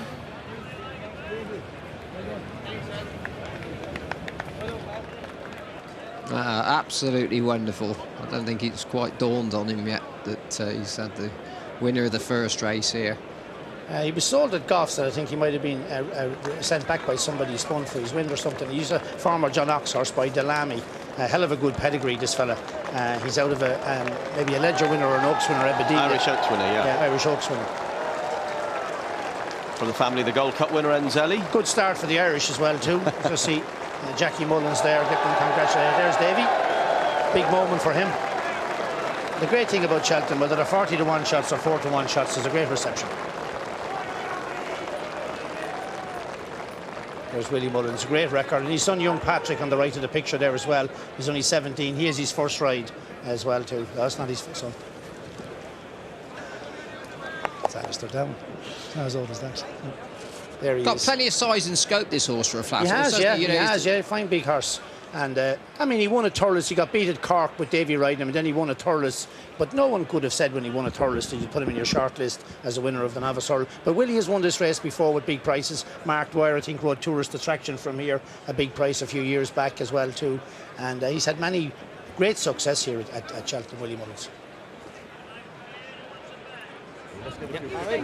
Well, with me, Willie Mullins, just finding out how it all happened, Willie. 40-1 win, a great start. Yes, terrific. I mean, after a disappointing year last year, you know, it's nice now that it's come right this year. So I'm going to try and get into this photograph here if I can get it. Peter! Happy Peter going. And what about the best? What's the best for the meeting after this? Go on. You got a shed load. We have an each way chance this evening in Fred Winter and with J.O. and I think Black Harry, the bumper horse, and Snowy Morning are my 3. Snowy Morning and the Sun Alerts. Well done, Willie. Good start. Thanks, Alistair. Well, the Irish are on the board. I can't say they got full pockets after a 40-1 winner there. Jumped from a Thurles race to a Cheltenham Festival triumph in the Supreme. Let's hope they get easier to find. See you in a couple of minutes.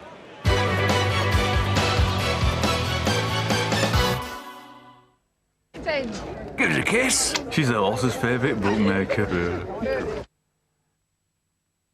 I want an immediate lift. For me, nothing beats Revitalift. L'Oreal Revitalift Double Lifting. 1, a tautening gel with Protentium. 2, an anti-wrinkle cream with Proretinol A. It immediately tautens skin and reduces the appearance of wrinkles. Revitalift Double Lifting. And now, step into the future of eye care with new Revitalift Double Lifting Eye. It reduces the appearance of wrinkles and immediately tautens the skin of the upper eyelids. New Revitalift Double Lifting Eye from L'Oreal Revitalift. For an eye-opening new look.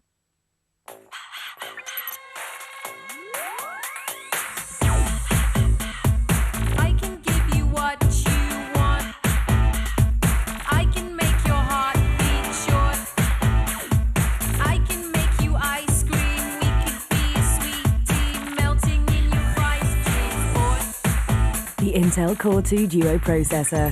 Great computing starts with Intel inside.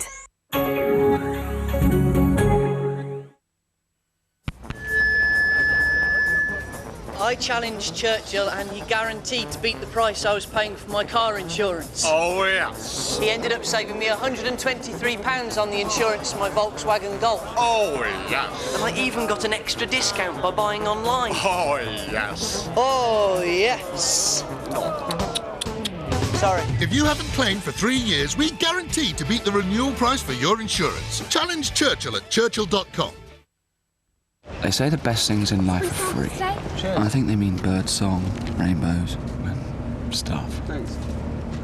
But sometimes it's the free things in life that are best. It's nice to get something for nothing, so BT are offering free UK evening and weekend calls for a year. Call 0800 200 700. Some days everything's perfect. You're right on target. With Just for Men, you can target only your grey hair. It blends your natural colour with subtle tones for a natural look in 5 easy minutes. You're right on target. Right on target. Just for Men. This year, Sainsbury's have got a special offer on these beautiful big red noses. Instead of buy one, get one free, buy two for the price of two. Which means you get to raise twice as much money to help kids like these affected by HIV/AIDS in South Africa. Try something new today. In a forgotten corner of Russia lives a boy so extraordinary. Some believe he's a reincarnation of a fabled giant sent to defend them. He's the pride of the area, a real warrior. He weighs 16 stone, the same as a baby elephant, and is only 7 years old. Meet the world's biggest boy, tonight at 9 on 4. Oh well, tomorrow is another day. Yes it is, Tony. Yes it is. Welcome back to Cheltenham. First blood to the Irish, coming in between rivals and indeed Ebba Zion. Bred by the Aga Khan, not with this in mind, I imagine. A Skinner for the books, 40-1. A great triumph for Davy Condon and Willie Mullins' team, unlike last year, up and running good and early. And rarely can you have seen so many deflated people. The excitement that was held when Amaretta Aurora was in front, Granite Jack was challenging, and suddenly this grey thing comes between them, and nobody around here could believe it. The roars died in their throats, and the bookmakers know they really have hit the ground running at this festival.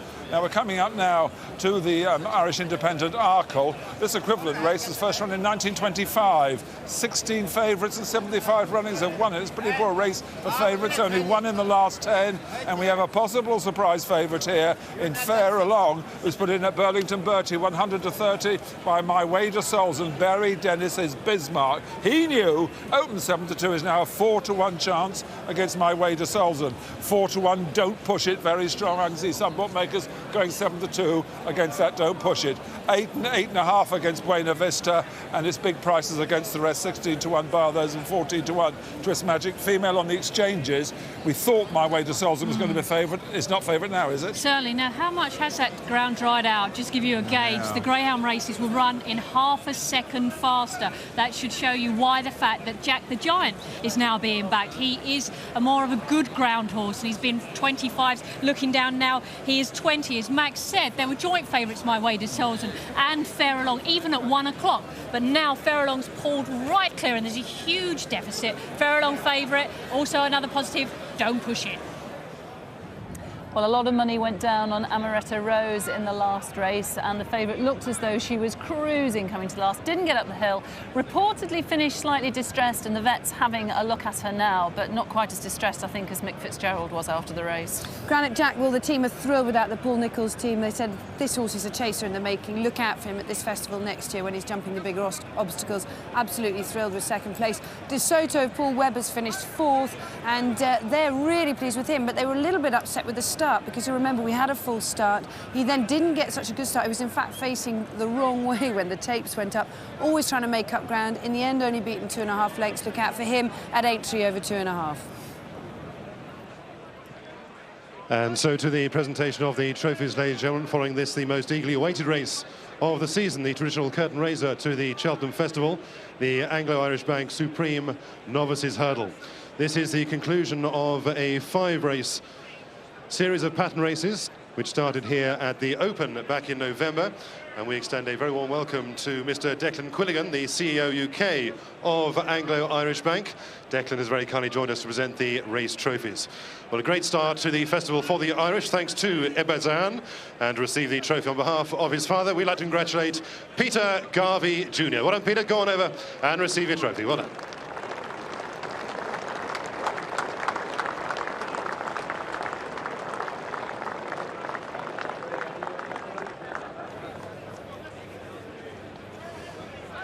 Well, the Willie Mullins team triumphant, the Garvey family triumphant after the opener. Punters, punters won't like the look of a 41 winner and a turned-over favourite. Let's hope the worm can turn again in the Arkle in a few minutes' time.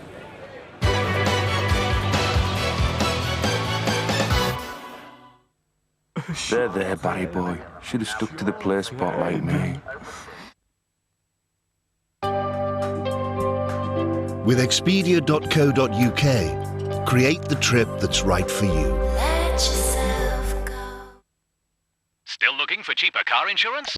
Not anymore. Hastings Direct has conquered the cost of car insurance, being named cheapest provider for 3 years running. So, for cheaper car insurance, call 0800 00 1066. Hastings Direct's UK-based call centres could save you up to £236, or go online.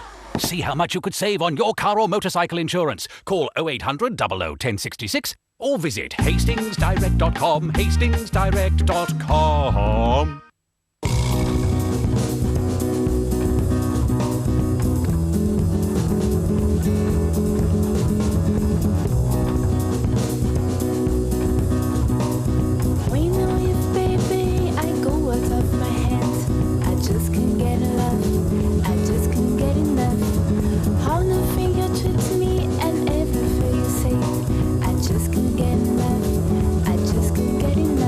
Tropicana Pure Premium only comes straight from the very best fruit, and our oranges are squeezed within 24 hours of picking. Tropicana Pure Premium, straight from the fruit. Loans. I know nothing about loans, but what I do know is you should talk to specialists, like Rachel at loans.co.uk. Hi, Phil. That customer had been declined a loan in the past and wanted to put his credit cards and bank loans into one loan with easy repayments. His daughter was getting married, so in all he wanted to borrow £15,000. Could you help him? Yes, we do our best to find the most appropriate loan for thousands of customers every month. He's sorted then? Absolutely, and he gets a 5-month break before he has to start making repayments. Happy days. If you're a homeowner and you need a loan, call loans.co.uk on 0800 856 7001.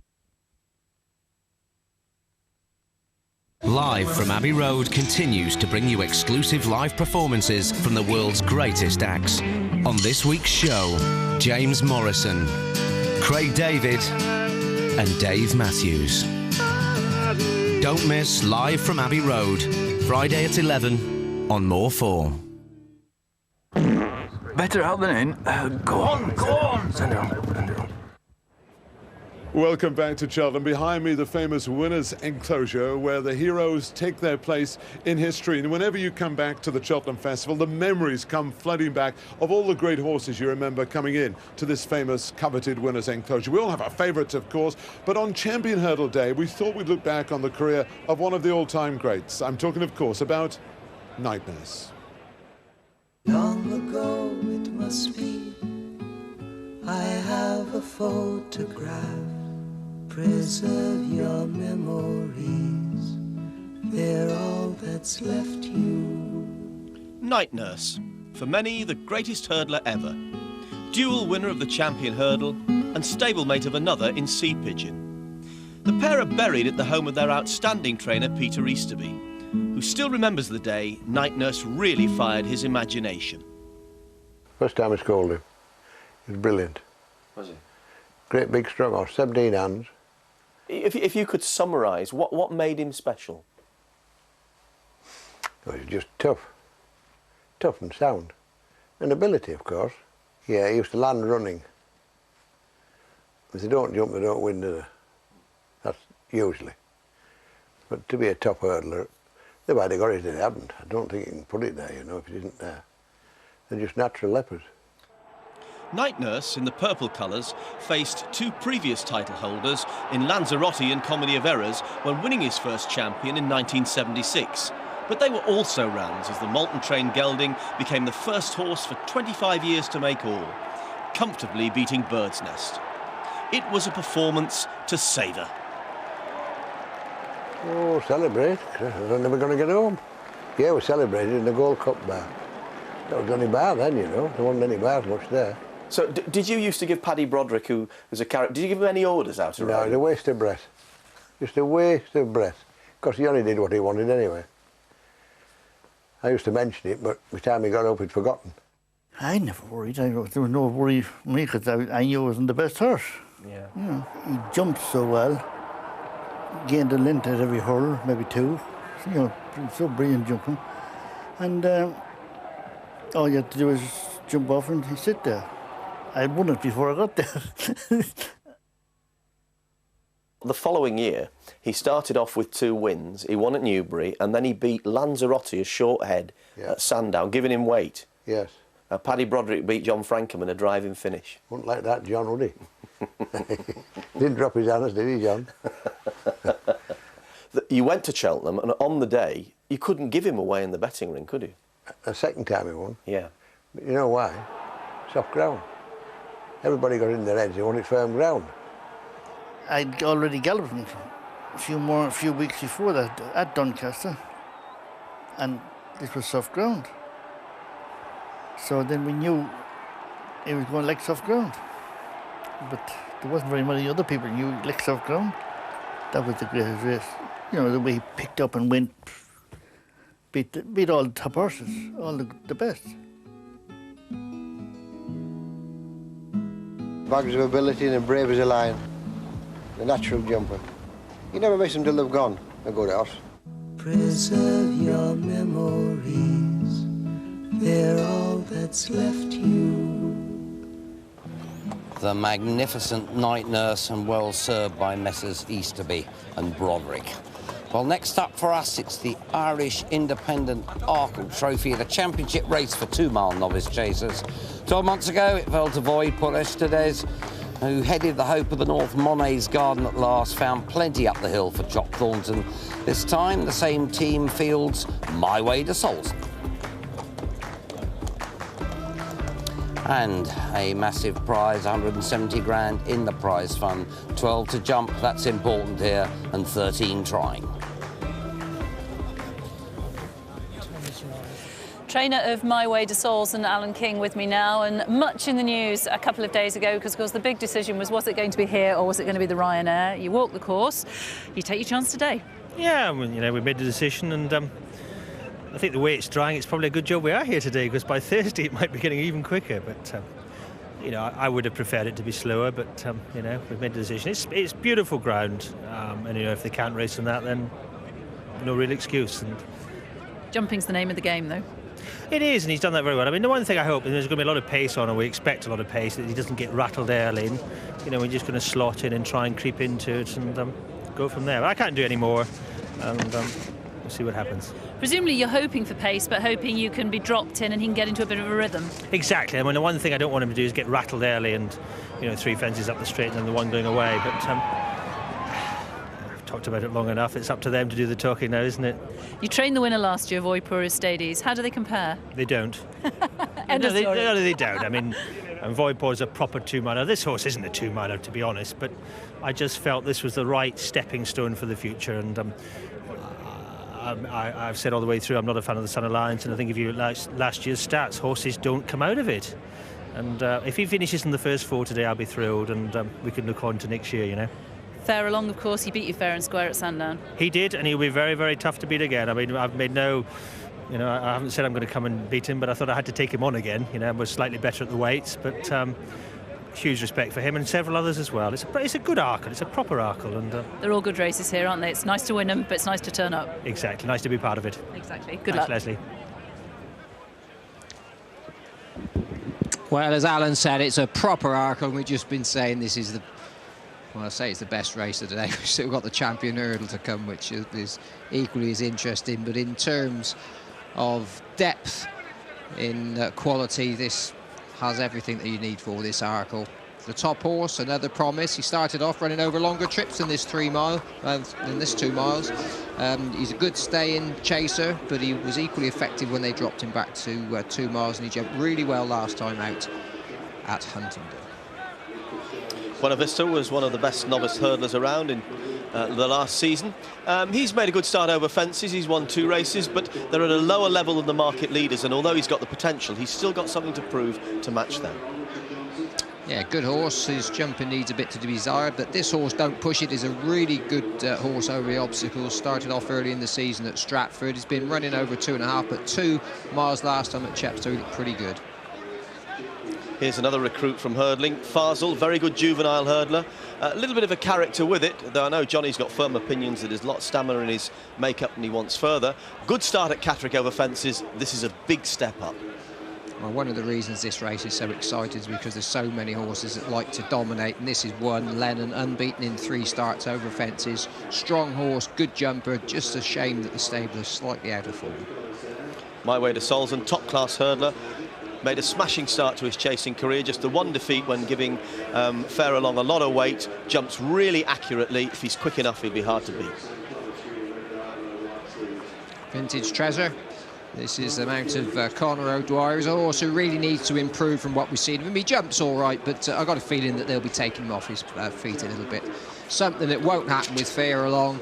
He's not the biggest horse in the field, but he's been a real good jumper right from the outset. Winner, of course, of the Triumph Hurdle last year. He's the one who sets the standard.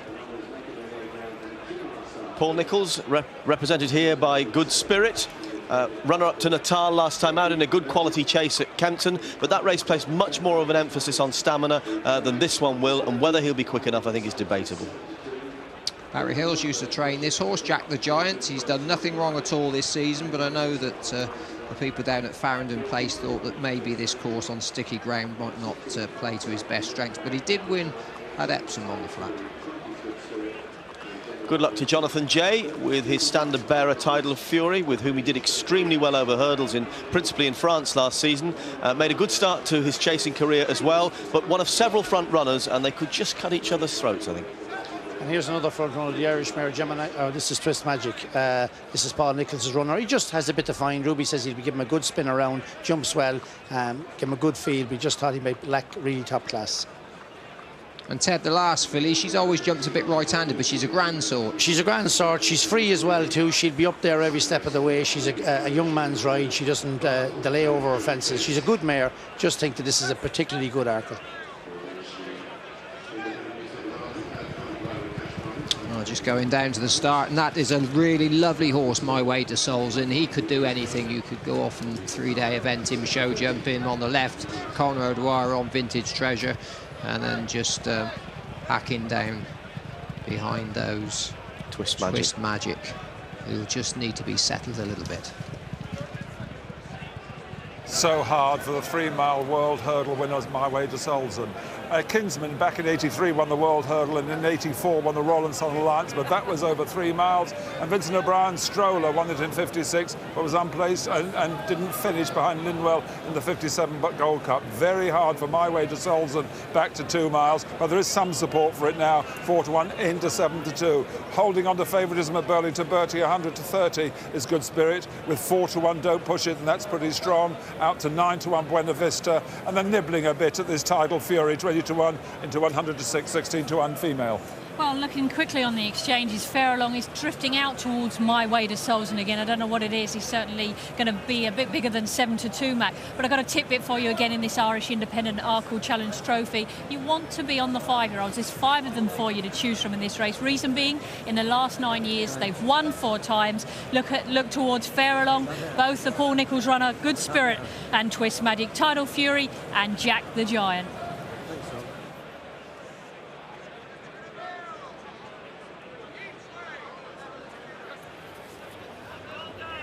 Well, Arkle imminent. You wouldn't really fancy Philip Hobbs's next few minutes. He's got Fairalong, followed, of course, by Detroit City, and that is some order of service for him this afternoon.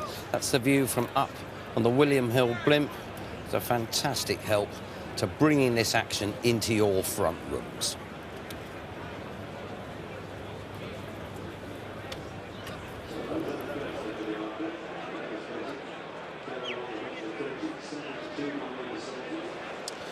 Just watching these runners go to the start, Fairalong bidding to prove that great things come in small packages here, because he went down alongside Another Promise and Jack the Giant, and he was completely dwarfed by those.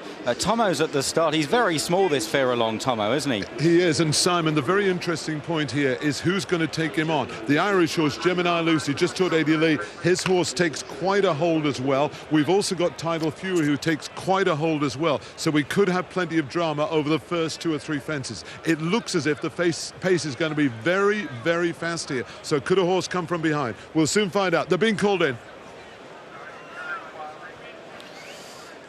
And Farallon just needing a kick in the belly from Richard Johnson to move out. The eye catcher in the paddock was Farallon. Right, don't push it from up here in the commentary box on the way down. And they're coming into line. Gemini Lucy at the head of them again. They're racing towards the tape. Oh, you heard the starter. And this will take a bit of recalling them back. Lennon there, the anchor down. Paddy Brennan trying to get a damage limitation. Doesn't want to get run away with, waste valuable energy.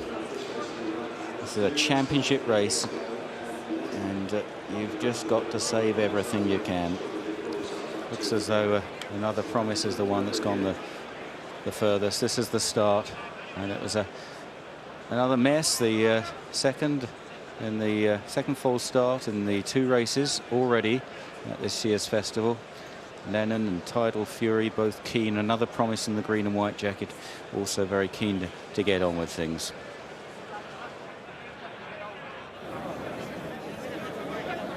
Eye catchers here. Well, certainly Don't Push It is being well supported. It was a 9-2 and 4-1 chance this morning. Very weak is Buena Vista, and they're opposing My Way to Solson and Farallon. Not too much support for that.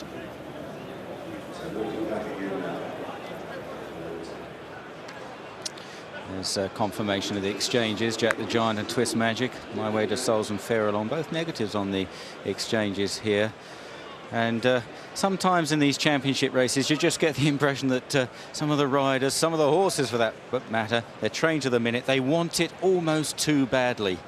There's a huge build-up to this meeting, and nerves get a bit frayed, don't they, Tomo?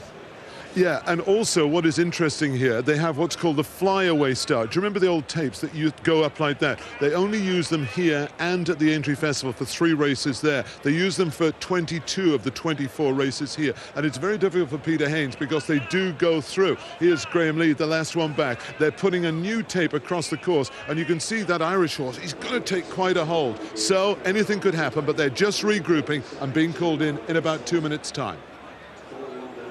Well, it's difficult for the starter because it's the second race of a 4-day fixture, but to us sitting up here, we thought that with 4 or 5 confirmed front runners, that maybe Peter Haynes should have let them go. But anyway, Lennon's come back, and to be fair, he hasn't got himself in too much of a stew. The problem is, you know, it's tiring for the jockeys. They're wasting energy, these horses, and the one thing you want, horses have got to set off. I don't care if they're front runners or whatever you do with the intent, horses have got to breathe, haven't they? Oh, yeah, and they got to have, if they're revved up, they won't breathe. They'll run on that first breath, that panic breath, and that's the killer. And just watching that back, did you think any of the jockeys were at fault there? Was it just... I just think that they've made a policy that they want the jockeys to walk in, and you know, when there are 4 or 5 front runners and the trainer says you make sure you get him out the gate, you want to make sure that you get out of the gate. That's the thing. And if you just half miss the break, it's crucial. You might not think it because you've got 2 miles to go, but the difference between being in front going to the first on a front runner and being half a length behind is absolutely vital, believe me. Let's join Simon. Here we go again. I tell you, this bunch are going to go 100 miles per hour to the first fence here. And fortunately, the tape not broken this time. And he's let them go, 1 or 2 shy at the tape, but they're off for this. The Irish Independent Arkle towards the first. Gemini Lucy, Jack the Giant in the yellow jacket lifts off first ahead of Gemini Lucy and Lennon. And nearly down at the first was Vintage Treasure, a very bad mistake as they continue on towards the second. Jack the Giant, Gemini Lucy, Lennon over in third, then Farallon in the black sleeves, followed by Don't Push It on the far side, on the right in the green and gold hoops. My Way to Souls End next. Away to the left, Buena Vista in the cheap pieces is racing keenly from Twist Magic, and then further back is Farzel with Tidal Fury held up today off the pace, another promise, and finally Vintage Treasure on towards fence number 3 with a circuit of the course in front of them, and Jack the Giant leads the way to Gemini Lucy. Jack the Giant by 2 or 3 lengths here, jumps it well. Gemini Lucy over in second, Lennon is third.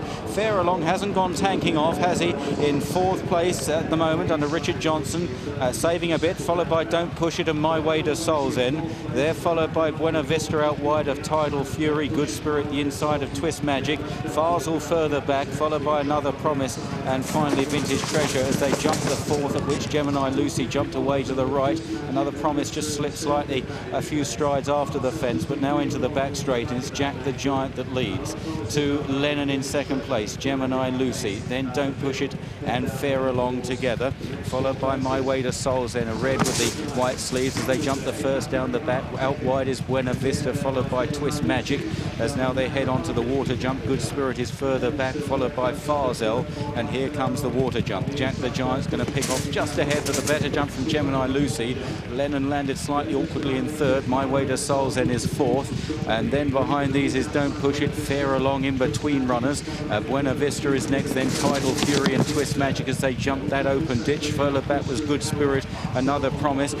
Fair Along is in about 6th or 7th place at the moment, when one might have expected him to lead. They jump the next plain fence, they're safely over. And Lennon now taking on Jack the Giant, followed by Gemini Lucy. My Way to Solzen is sitting up with the pace in about 4th place on the outside of Don't Push It.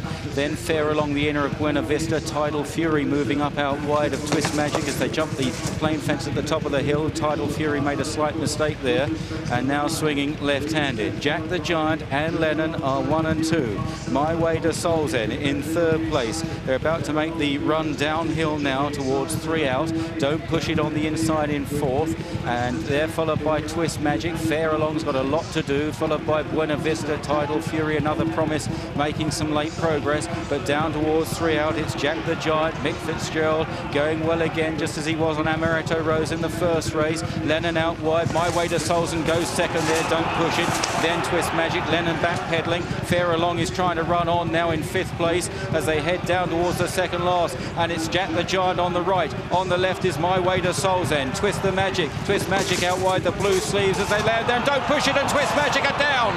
Fair Along slightly hampered, went 5th as they now run for the final turn. Jack the Giant is challenged by last year's World Hurdle winner My Way to Solzen, who looks as though he might win again at the festival, heading towards the final fence. My Way to Solzen by 3 lengths to Jack the Giant, a gap to Farsal and Fair Along at the last. Great jump by My Way to Solzen. Boy, what a beautiful jump, and now he's clearing away. He's 8 lengths clear, 10 lengths clear. Fair Along is running on in 2nd place. My Way to Solzen, the gap down to about 6. Fair Along runs on, but My Way to Solzen wins again at Cheltenham, lands the Arkle this time. In 2nd, Fair Along. Jack the Giant, a great run in 3rd, followed by Farzel, then Another Promise. Buena Vista surrounded by a couple of loose horses who look okay. Then Lennon, Good Spirit, Tidal Fury and Gemini Lucy. The drama unfolding there at the second last. The riders are all right. The rider of Don't Push It, Tony McCoy, and Twist Magic's rider, Ruby Walsh. This was the incident. Both horses in with a chance here. It's a tricky fence. Twist Magic on the far side landing too steep. Don't Push It couldn't find the undercarriage. Fair Along slightly hampered by the falling Don't Push It and was running on at the finish. May have cost him a few lengths. The winner, My Way to Solzen, made a slight mistake. Nasty falls, but both jockeys fortunately thrown clear. There's Fair Along, amazingly avoiding Don't Push It, but certainly knocked out of his stride for a few seconds. It's gone to Robert Thornton on last year's Ladbrokes World Hurdle winner, My Way to Solzen, a horse whose jumping has been deeply impressive this season. It was just a question which race he was going to run in at the festival. He could have gone for the Ryanair Chase. He could have gone for the Royal and Sun Alliance Chase. Alan King, his trainer, agonised. The going was soft. He made the right decision.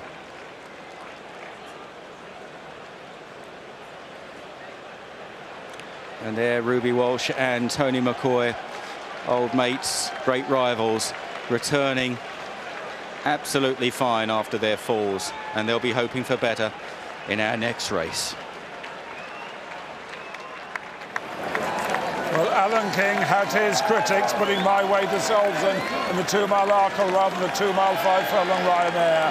The trainer has proved absolutely spot on, wins the 7-2 second favourite, and with Robert Thornton they win it for the second consecutive year. Boy Porestedy's won it for them 15-2 last year. The 7-2 chance with Victor Chandler this morning, generally 0-3, 0-33 and 11-4, the 7-2 My Way to Solzen. Fair along the runner-up, Burlington Bertie, 130 favourite. Jack the Giant was third. That was put in at 14-1. And this won the World Hurdle last year at 8-1, 15 to Arcalis from the Supreme Novices 2 years ago. And with me now, Alan King. Well, from the World Hurdle last year, a real sane performance, still the fastest of the 2 mile novice chases. Yeah, I mean, I'm delighted he's won it, but the relief for Alistair, I can't tell you now. I was trying to cope quite well today, and I bumped into Michael Dickinson, and he told me I was the biggest prat out. You were balmy. Over 2 miles. Yes, balmier than him, I think, you know. But there we go. Thrill for the whole team. It's wonderful.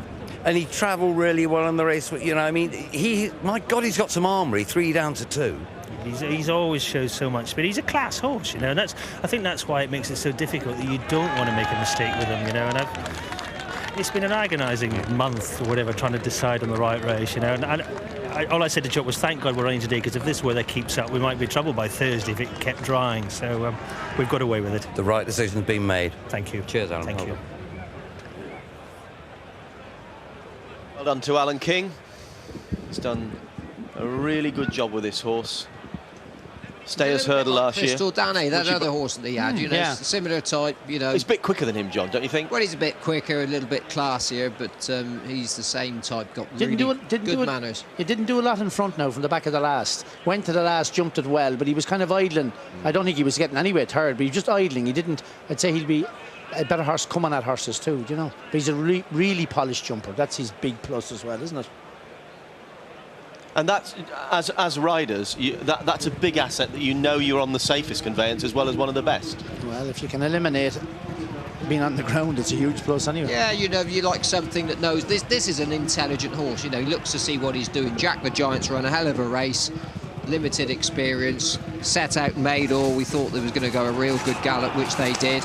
Now starting a race down to the second last. Fair along, he's got 3 or 4 lengths to make up, and he was starting to make a little bit of ground up, but he gets really badly hampered. Just watch these 2 horses, 2 similar types of fall, but both individual. And both travelling well. Both travelling well, but Fair along got hampered. Oh, but you'd have been I think it'd be difficult to say anything would have beaten this. I think the fall starts, for my money, I think the fall starts upset Fair along, because usually he'd say he just little bit sulked a bit, because he bowls along in front. I mean, for a while there during the race, you think he was going to be nowhere. Hey, mate. Jerry Wright's with me now, winning owner of My Way to Solzen. Can you believe he's done it again? Well, unbelievable. I mean, to win the World Hurdle and then to drop back to 2 miles, staggering. I mean, he is some serious horse. Were you worried that you made the wrong decision? You know, was it tough making this decision? No, personally, I'd always wanted the Arkle, even if he didn't win it. But Alan's the man who makes the decisions. Thanks to him. Alan's the man who makes the decisions, and he made the right one. Well done. Yeah, thank you.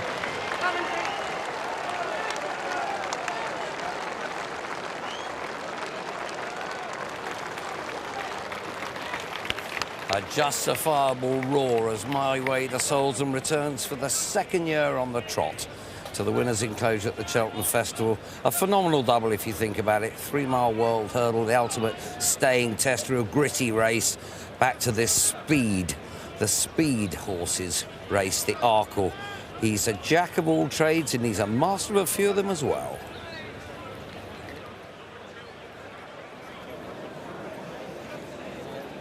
This Smurfit Kappa Champion Hurdle, first run in 1927. 30 favourites and 76 runnings have won it. Detroit City 9-4 on the course. Generally now a 2-1 chance. Though it's still just possible to get 9-4. Into 3-1 Hardy Eustace, and opposition very strong now to Brave Inca, who's been pushed out to 5-1, the title holder to retain his title. Outside of those, it's 13-2 against the Straw Bear, with 14 Iktitaf and 16 Sublimity, and the the Asian maze. Female on the exchanges. The reason Breivik has been pushed out to 5-1, Mac, is because on the exchanges it's currently 6-1. Good something Lord. You could not imagine just even a few hours ago. Detroit City solid at 2-1. Hardy Eustace also well backed at 7-2. I know. You know what I'm trying to say? Well, Chop Thornton posing at the head of My Way to Souls, and a cracking job done. Alan King saying he was agonising over what race to run this horse in. You've only got one small shot at the game at this festival, and they've got it right, the team from Barbary Castle.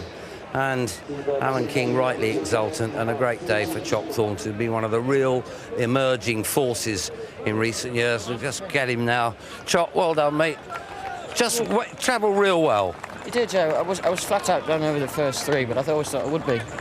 And Alan kept on to me not to panic, and he was dead right. Jumped in the water, and he just came bang back on the bridle. Bit of a worry, 2 out or not? Yeah, slightly. It's a desperate fence, and it's me sort of half panicking a little bit, but. And you're going like hell out there. Yeah, I got away with it, and he picked himself up and did it as a Great lad. decision by the trainer. Yeah, fantastic. Cheers. Great trainer. Tony and Ruby walking.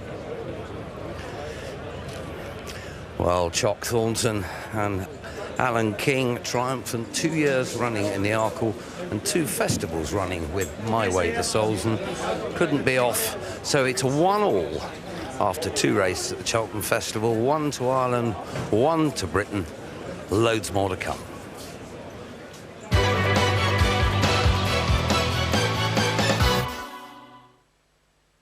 Yeah, the horse's favourite bookmaker. I've got him again. With comprehensive cover from Norwich Union Direct, we'll replace your child's car seat after an accident, even if it doesn't look damaged.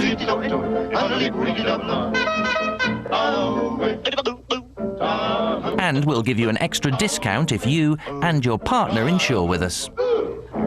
And every week, a Mini can be won with any new or renewed car policy. Contact us and see how we can make you happy.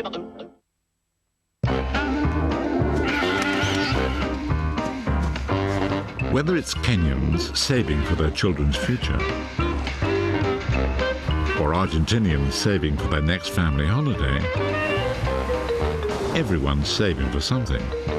Right now, HSBC has great savings offers, like our online saver at its highest ever rate. Open one and you'll be helping to support environmental charities around the world.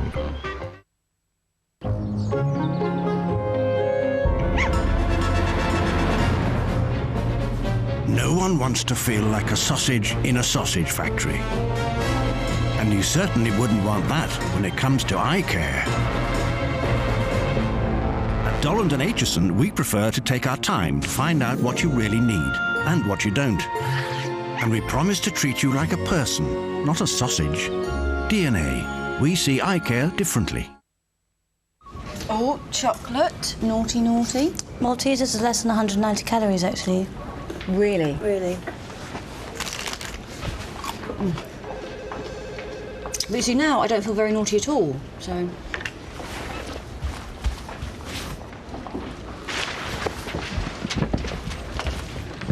Better? Oh, much better.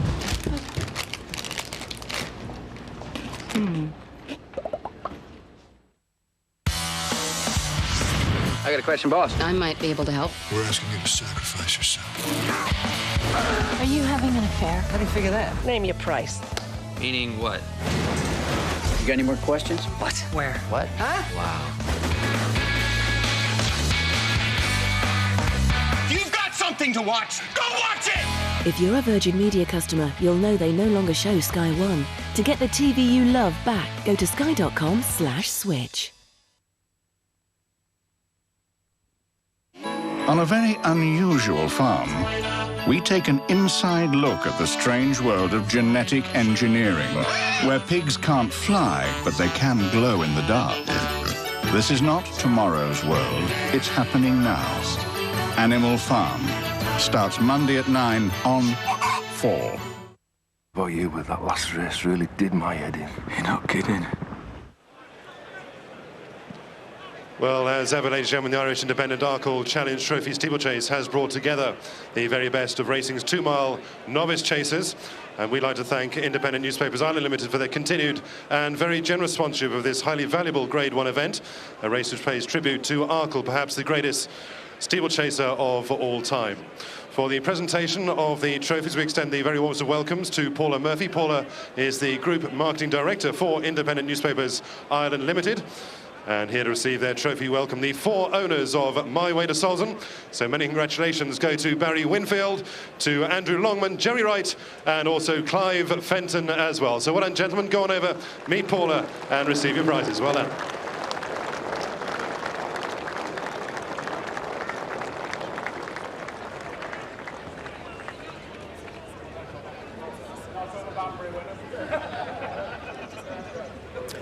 Well, this race, the Arkle all changed. 2 fences out.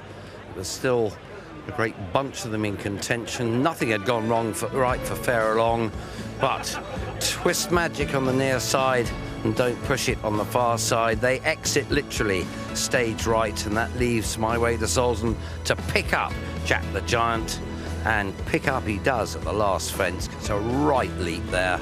And Chock Thornton is away, home and hosed up the Cheltenham Hill, 12 months on from last year, and celebrations all round for Team Thornton, Team King.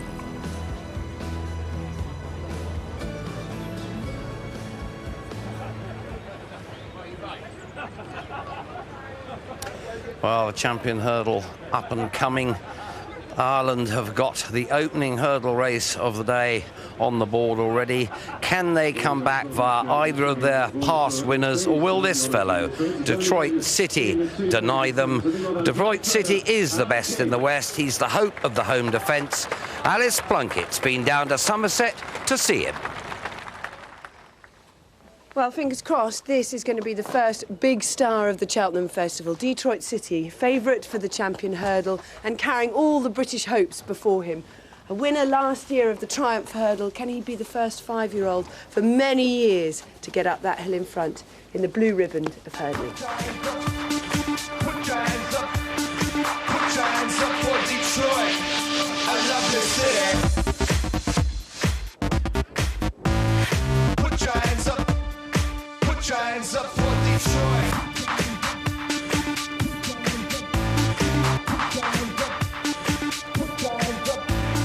Put your hands up for Detroit. I love this city.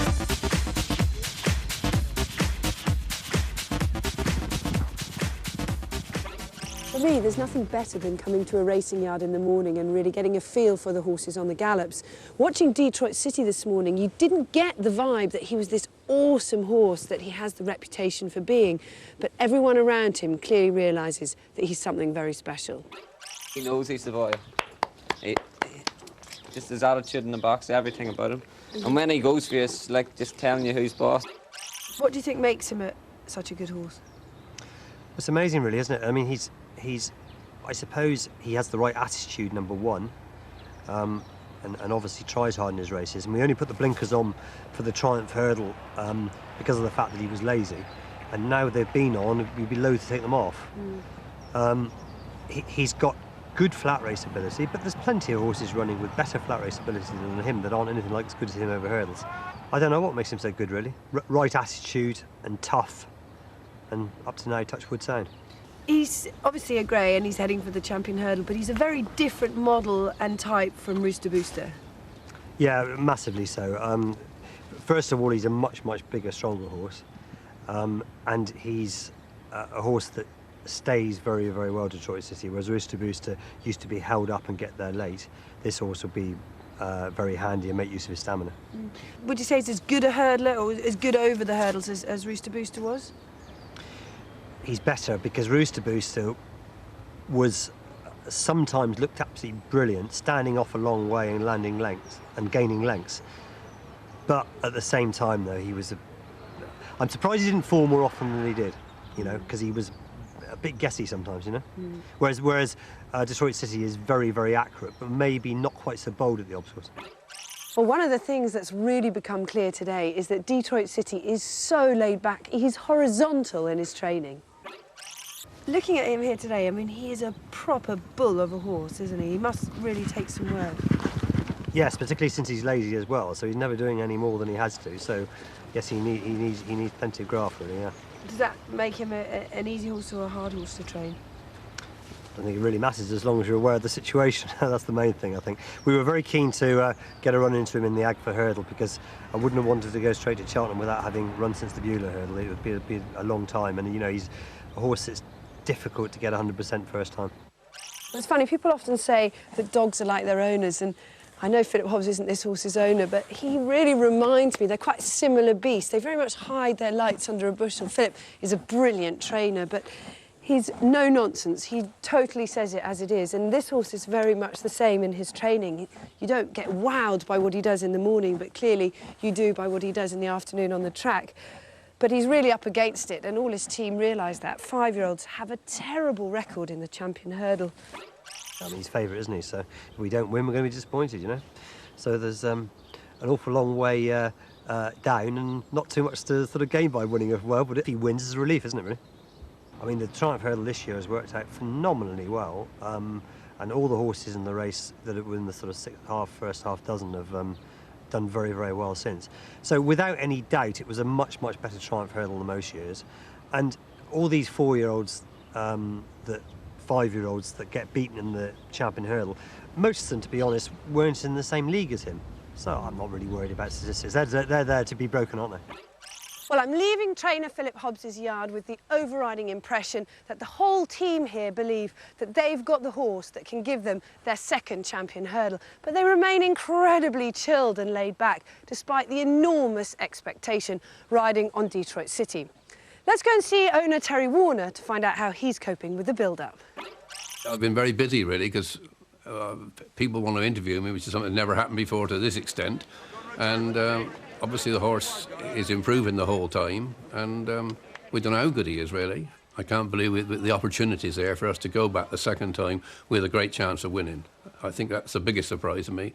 And with this grey horse syndrome, it's quite amazing. From an owner's perspective, what does Cheltenham mean to you?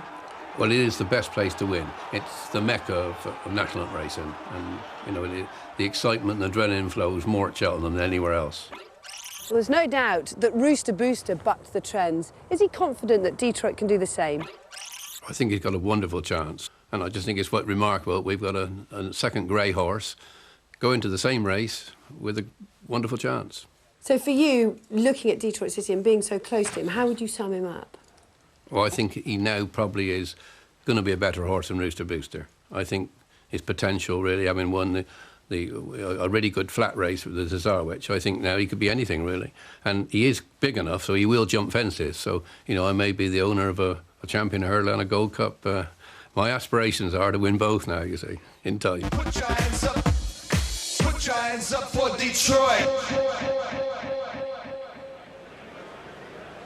And only one horse has won the Triumph Hurdle, and the following year come on to win the Champion Hurdle. The Great Persian War did it in '68, went on to win 2 other Champion Hurdles. Other Triumph Hurdle horses to win were Cribensis and Claire Soleil, and now the money is pouring in for Detroit City. At open top of the head, 9-4, bottle 2-1. They're now showing 13-8.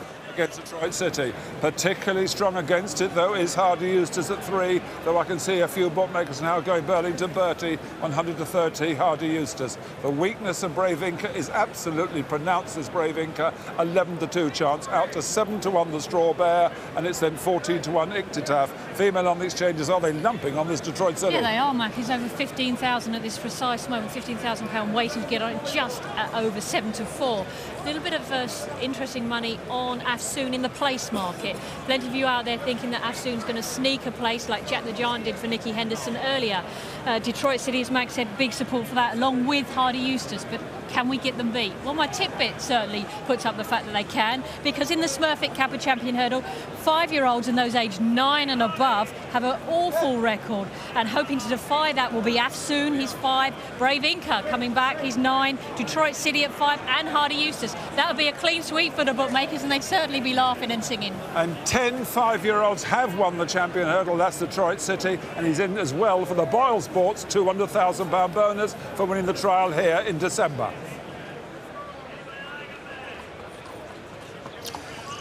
Well, the market suggests that from the Irish Challenge, they don't want Brave Inca against Detroit City. Hardy Eustace is the name on everybody's lips to hold on, come back and get a third champion hurdle and become only the first horse in history to come back and do it and get a third champion having lost the crown. Hardy Eustace, can he dethrone Detroit City? We'll see in a couple of minutes.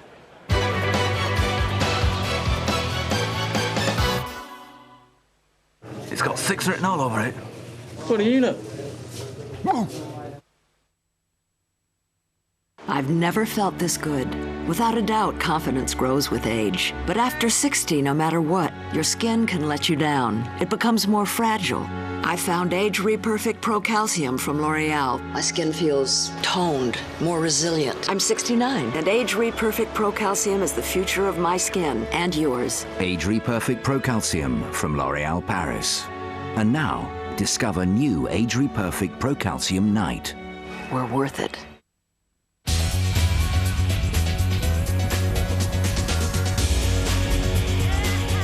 A Michelin tire could last more than once around the world. That's why Michelin makes sure that it performs from the first to the last mile. Michelin.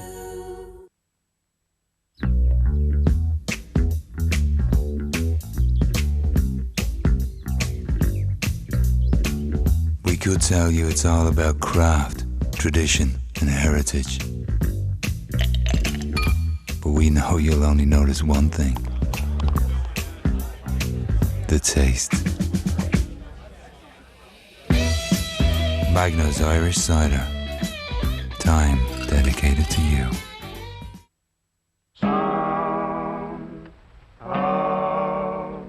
These days you'll miss me, honey. Some of these days you'll feel so lonely. You'll miss my hug. One supermarket refuses to sell any fresh fish from unsustainable waters. Not only that, they're also protecting another endangered species. They're Billingsgate-trained specialists, helping you choose from a wider range of sustainable fish than any other supermarket. Waitrose, quality food, honestly priced. It's like a chair that kind of hovers, but you can just like type in where you want to go. Stretchy oven gloves. Something to drag me out of bed in the morning. A machine that can take all your thoughts.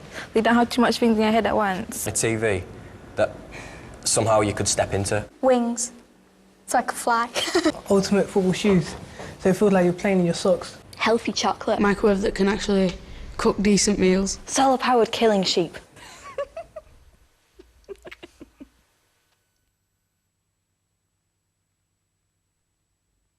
Ladies and gentlemen, welcome to Saturday night at the London Palladium. Why get into stand-up? Stand up. It's just a bloke about. Me biscuits fall within me brain. Get ready for the funniest programme you'll ever see. The 100 greatest stand-ups. Sunday at 8 on 4. What do you think, Tony? Top of the head, 9 to 4. Let's have it. Come on, let's get on. Welcome back to Cheltenham, everybody. The runners for the Smurfit Kappa Champion Hurdle on their way out onto the course. The current title holder is Brave Inca. His trademarks, he's relish for a battle. He's bang friendless in the market, but as a dual Cheltenham Festival winner, this racecourse really does play to his strengths. And it's going to have to, this is a really hot champion hurdle, 360 grand up for offer, and 10 doing battle. It's the view from the William Hill blimp on this extraordinarily unseasonal March day. It's really warm here. It'll be a lot colder at the Craven meeting.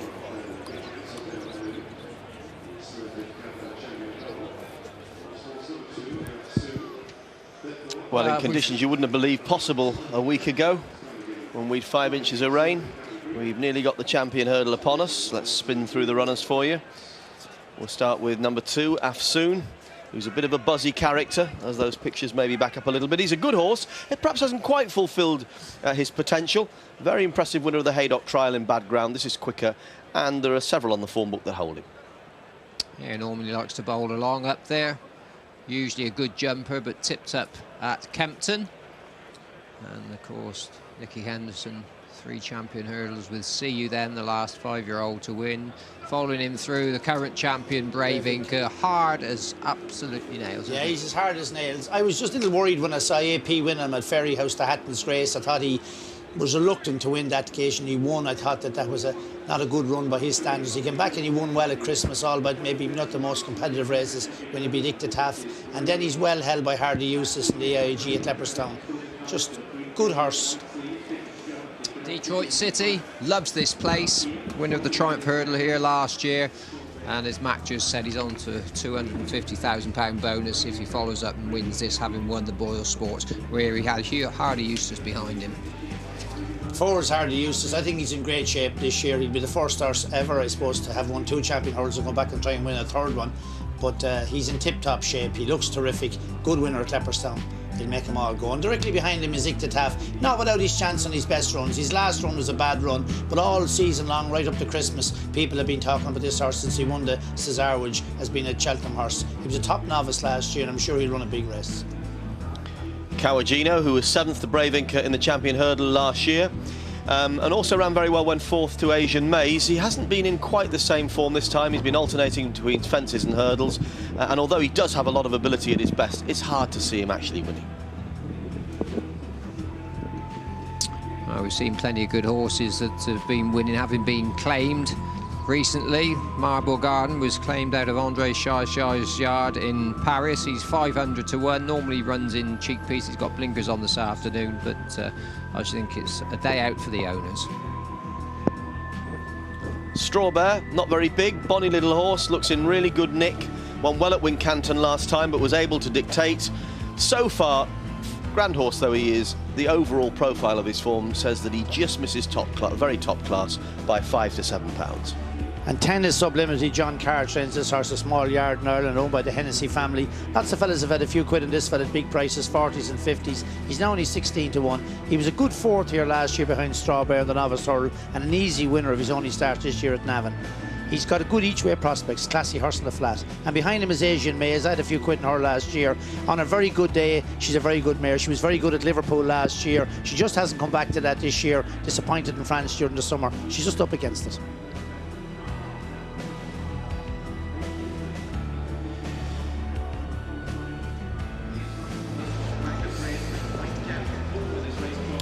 So, the big race of the day coming up. The premier hurdle race of the entire season. Richard Johnson in the Terry Warner colours there, yellow with the black chevron. Colours worn aboard Rooster Booster a few years ago, and now aboard the favourite Detroit City. And here he is, this workman-like grey horse who's just never stopped winning for the last year and a half. And not just over hurdles as well, but on the flat. You may have been with us when he won the Cesarewitch at Newmarket last autumn. Just a horse that keeps finding something extra. Races lazily perhaps, but there always seems to be something left in the tank.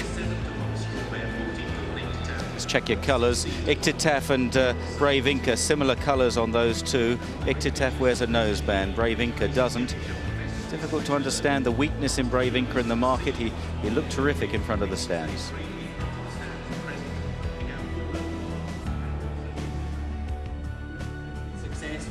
And Chronicle bookmakers have laid a £100,000 bet on Detroit City at 2 to 1 and a £30,000 bet at Hardy Eustace at Burlington Bertie under the 30. It's now 13 to 8 against Detroit City, and many bookmakers down the rails are going ear-roll 6 to 4. It cannot get any bigger.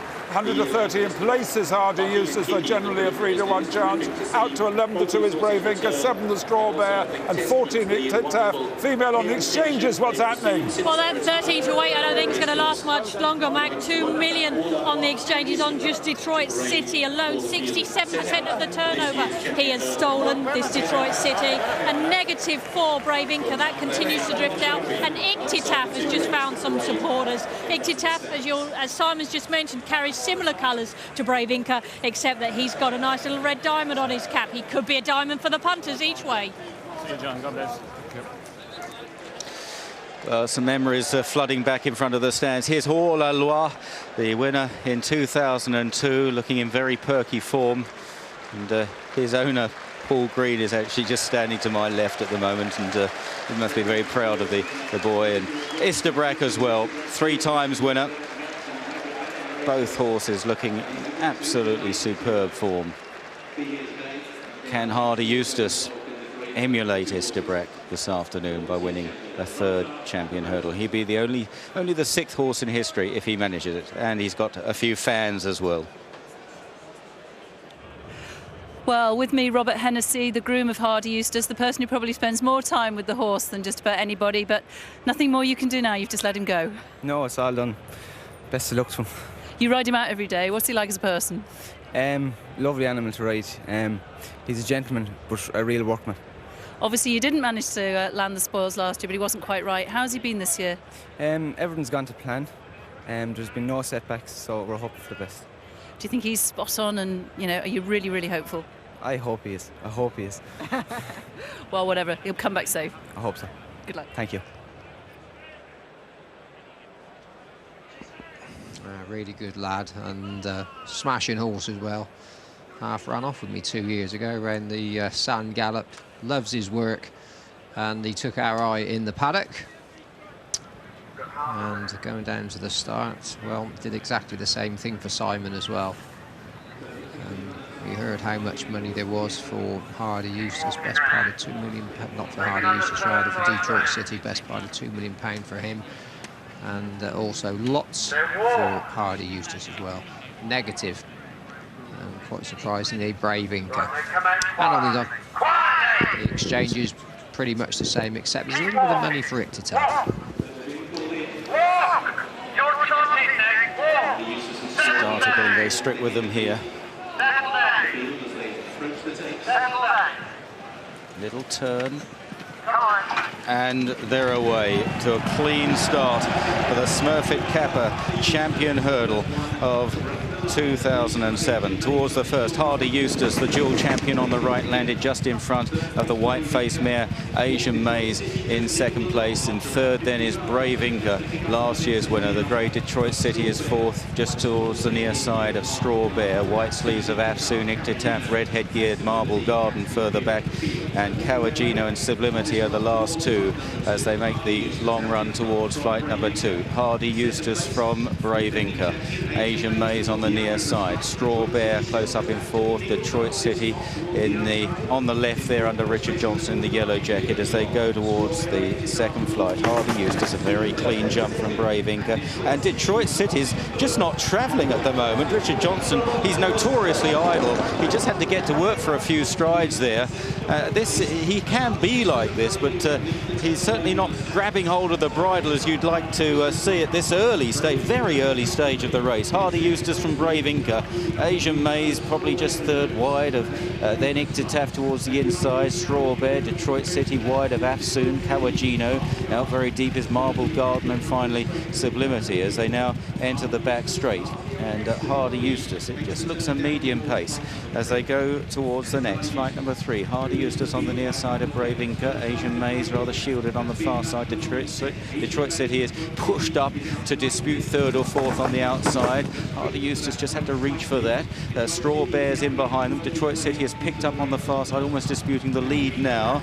And there further back is Straw Bear from Kawajino, Afsoon, Sublimity, and Marble Garden already feeling the pinch. Detroit City having gone off the 6-4 favourite. I doubt he's 6-4 in running as they go towards the next. Hardy Eustace from Brave Inca. Detroit City's pushed up again on the outside, jumping this flight. Followed by Ictataf and Straw Bear.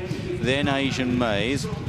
Behind these then races Kawajino from Afsoon, then Sublimity in the noseband, and Marble Garden at the tail. Racing up the hill, Conor O'Dwyer just niggling along on Hardy Eustace. Brave Inca is between Hardy Eustace, Detroit City on the far side, jumping the next. Great jump from Brave Inca there. In 4th place is Ictataf, then Straw Bear. Kawajino runs on a bit from Afsoon, and Sublimity travelling kindly as they reach the top of the hill. And Hardy Eustace and Brave Inca, the 2 great Irish hurdlers, Detroit City's definitely in trouble.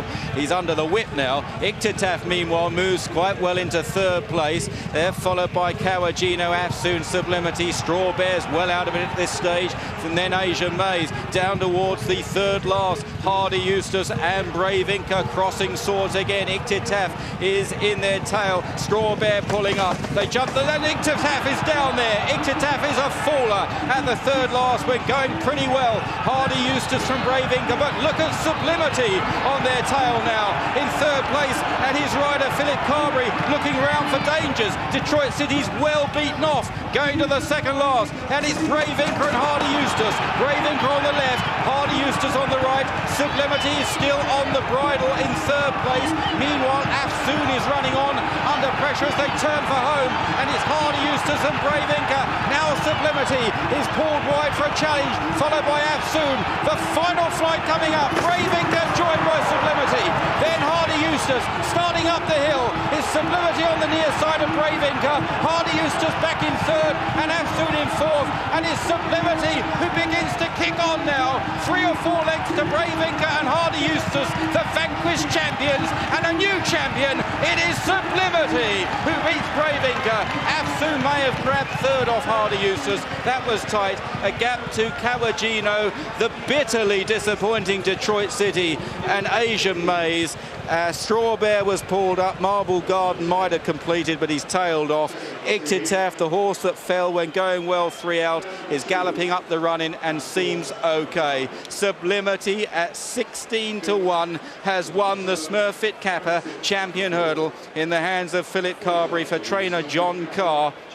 This horse, a son of Selkirk, who had some very smart form on the flat in his younger days when trained by Sir Michael Stout. A lot of water has run under the bridge since then. There is the Sublimity fan club. It's the second winner of the afternoon for Ireland here. Celebrations, unexpected celebrations, surely. His last win against very moderate opposition, but he's always a horse that's had plenty of ability, and he showed it all in spades here at Cheltenham this afternoon. Leslie Graham with Philip Carberry. Carberry, a name that we know so well here at Cheltenham, but another first win on the board. This time it's Philip. Well done. Where did that come from? Thank you. He's. I was getting so excited before the race because, and I found out before the race, I said the only reason I'm getting excited because I think he'll actually win. You know, so if he was one that only have a chance, I would have been all right. But he's just a very, very good horse. Best horse I've ever ridden and probably ever will do. He's just class. He's better over hurdles than he was on the flat. I just have to give him top marks, you know. Well, a few people must have known because he'd been backed in from long odds. There was a bit of money for him. It's still a long price for a champion hurdle winner, but you beat some really good horses there. In fairness to him, he hasn't showed the evidence of winning a champion hurdle on the track, but at home, we just get surprise every time you work him because he is actually that good, you know. So it's just been a dream to ride him all the time he has. Thanks to Rob Hennessy and John Kerr for letting me keep the ride on him, and it's a great team. John had him in top perfect order for the race, and Rob the owner, son of Bill, he rides him out twice a week, so he deserves a lot of credit as well. Well, and a great ride from you too. Enjoy it. Thanks, it was easy. Well, I've got Sublimity's owner with me, Mr. Hennessy. So many congratulations. Can you believe it? I'm speechless. I'm going to pinch myself to make sure it's real and it's not a dream. You own the champion hurdler. Yeah, well, what a dream. Fantastic. I just speechless. Tell us his story. How did you come by him? We've been buying the odd horse at the sales. My son Robert here goes over to Tattersalls, and we like to buy decent horses off the flat. And this one was with Michael Stout. He had won a listed race. Thanks very much from Michael Stout. And he won a listed race on the flat for us as well. And we knew he was a serious horse, but we didn't quite know how serious. There's been money for him though. Did you back him? No, I don't. I don't need to back him. These lads clearly did. Listen, well done. They did. Thanks very much indeed. Well done. Sublimity, a market mover about 10 days ago from double carpet 33-1, was 16 and 14 generally this morning. Hills knew they only went 12-1, return 100-6, 16-1, 6th choice of the punters. That's Sublimity. The runner-up was Brave Inca at 11-2, with Afsoon third at 28-1. He won't get paid in the fourth. Hardy Eustace at 3-1. or of course Detroit City, the disappointing 6-4 favourite. And this Sublimity was fourth to Noland and Strawberry in the Supreme Novices a year ago. It's really stepped up from that to win at 16-1 for the bookmakers. And female on the exchanges, it was absolutely cantering behind Brave Inca and Hardy Eustace coming into the straight. What were they saying on the exchanges? Well, their concentration really was from early doors on Detroit City, which drifted out immediately as soon as they saw it was scrubbed along. That drifted out to around 4-1. Other than that, all I can tell you at the moment that Juvenile's gone for this next race straight into 6-1 favourite for this William Hill Trophy. Juvenile's 6-1, but Sublimity, a screaming result for those boys that are layers on the exchanges, having taken on Detroit City. And Sublimity's 8-1 top price with Brett Fred to retain his title next year. Many bookmakers only going 5-1. Sublimity to come back and do it again.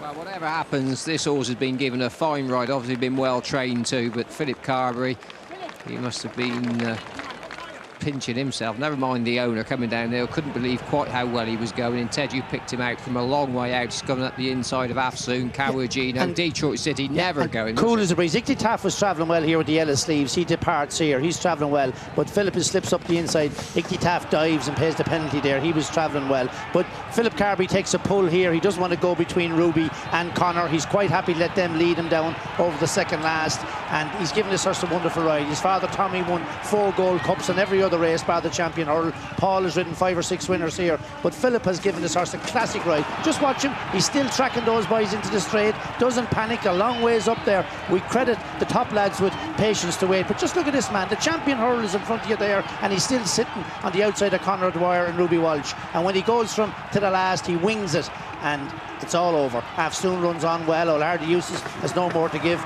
Brave Inca missed the last a little bit, but no question, this horse has gone up the hill. Bill Hennessy, who has a big hearing aid business in Ireland called Vonnie Vox, owns him. Rob, who used to ride a bit as an apprentice on the flat, helps John Carr to train him, and John just trains outside Maynooth. He's a dairy farmer who trains horses as well, and what a great success for the Carberry family and everybody concerned. Looked a different horse as well this year, Ted. Lightly raced, just the one run at Navan. There's Bill on the right of a picture. We saw Alice speak to him. Rob is in there as well, with his back to you there, jumping around. What a great success. So they would have had a few quid on this horse at big prices. A few more Rob's, Bill's sons there as well. They have a couple of public houses in Dublin as well, and wouldn't be short of £1 now. But they're great people and wonderful people to have such a big winner. Yeah, fantastic triumph for John Carr, and didn't this horse win it? He was travelling like the wrath of God from 3 out. Icty Taff was going okay as well, but those up front, they were struggling, and this one in his wake, Sublimity, they backed him at long prices, and that money was not only informed, it was inspired. He's going to get a great call as he makes his way up these hallowed steps towards the winner's enclosure at Cheltenham. A great triumph for Philip Carberry as well. Let's hear the reception.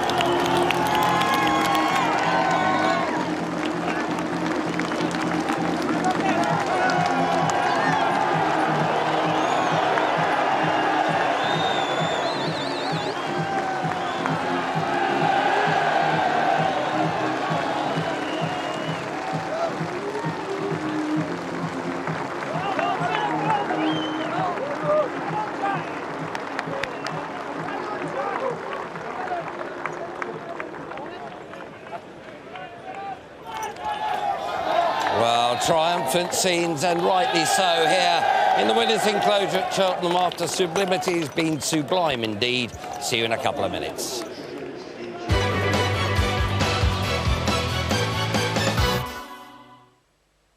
How's it looking, Barry? Well, it's got half a chance.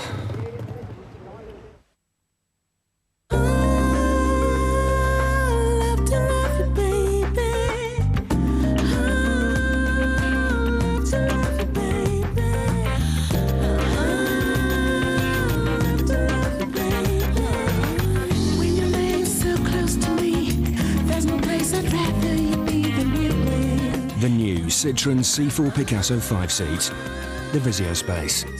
Just imagine what Citroën can do for you.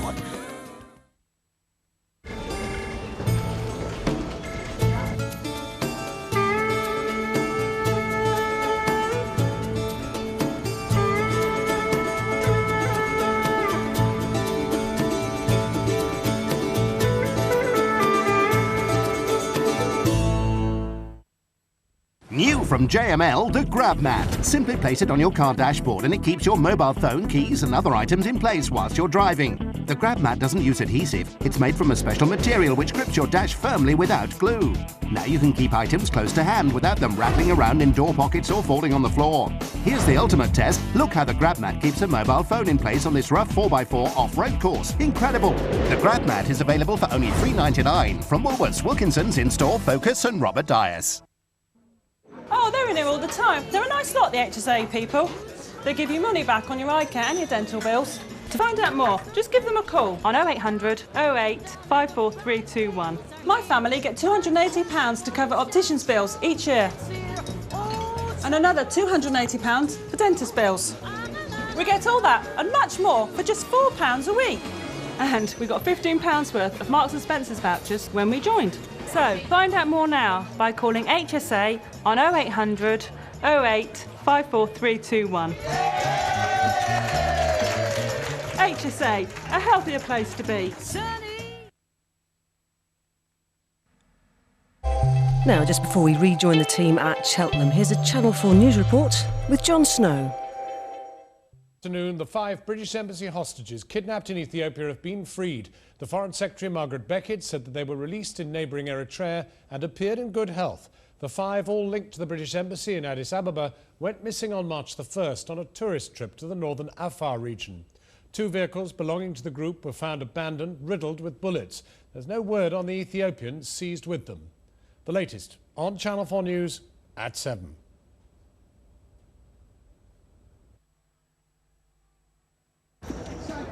Yeah, let's get that 4-1 before it disappears, Barry. OK, Tony. Welcome back, everyone, to Cheltenham. With me, John Carr, the last surviving dairy farmer close to Dublin's now trained the champion hurdle winner. Unfortunately, we stopped milking cows last year. I think the cows are an easier job than this, I think. Well, you came here last year, got a terrible run, and was that the plan to come back ever since? Yeah, to tell you the truth now, Bill Hennessy, I was kind of leaning for the county because I thought with the top weight staying in, he was going to be nearly a certainty, you know, as much as you can get. And Bill Hennessy said he might get hurt, or he could be dead next year, or I could be dead. Yeah. And we had to go this year, and it worked out. And he's obviously been working the house, so be well backed. The boys are on. The boys were on the exchanges at 600 to 1 before Christmas. Greedy so-and-so. And John, I mean, travelled superbly. Well, all I can say is it played right into our hands. The main ones cut one another's throats, and we were the best flat horse in the race by far. And if he settled, they weren't going to beat him for toe, you know. Well, he settled and you won a champion hurdle. Well done. Thank you. Well, the news of beaten horses spoke to Richard Johnson. He said, literally, I can't say anything. The horse was not himself today. That's Detroit City. He's just clearly not run his race. He's not himself, and that's all he can say. Nothing's come to light. Straw Bear, on the other hand, he pulled up and he has actually bled from a nostril. He broke a blood vessel today, so that's the reason for his disappointing run. Hardy Eustace, they said, you know, he ran his race, and same with Afsoon and Brave Inca. They're thrilled with him. But the news is Detroit City, nothing's come to light. He looked fine post-race, and Dickie Johnson just said, literally, they were just not the same horse underneath him. No, he was always struggling, but Philip Carberry, on the other hand, being congratulated by his weighing room colleagues, Conor O'Dwyer and Tom Ryan there as well, another Irishman. Well, no, point the English ones out. They're all Irish. The English ones, yeah, that's right. Robbie Power there, the far side of him as well. But Philip will be very popular. He's a lovely chap from a great family, as everyone knows. Very much involved. His mother is a daughter of Dan Moore's and a sister of Arthur's. Father Tommy, of course, won his first race here in Tri-Pacer in 1962 when he was only a kid. When he came back here and won 4 Gold Cups. Most fellas find it difficult to win 1. He won 4 in an English national. I think he won every race here by the champion hurdle. He's won the champion chase and Alec's daughter. This man has given this horse a brilliant ride.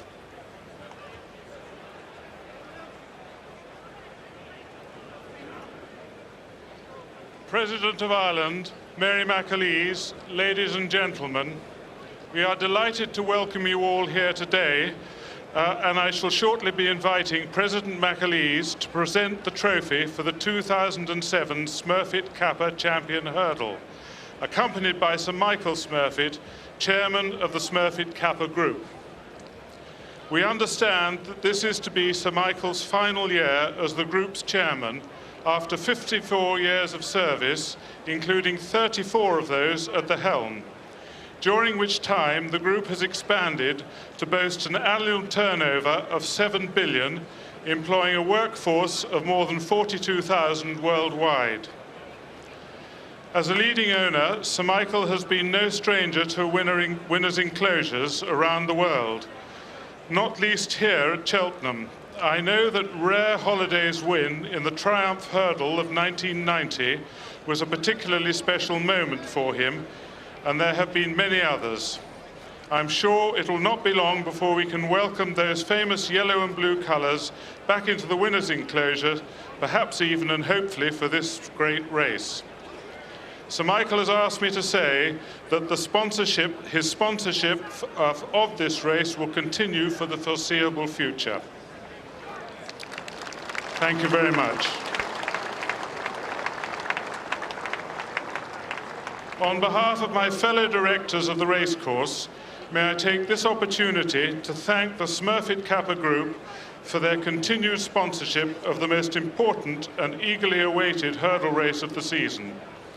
It is a race which they have generously supported since 1991, during which time its value has trebled from 120,000 to the 360,000 on offer today.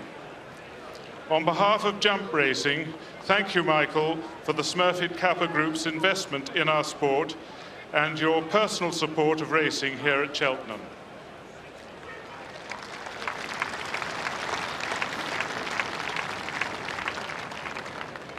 It is now with very great pleasure that I ask President McAleese to present the Smurfit Kappa Champion Hurdle Trophy here and to receive it following the victory of Sublimity, our owners Bill and Robbie Hennessy.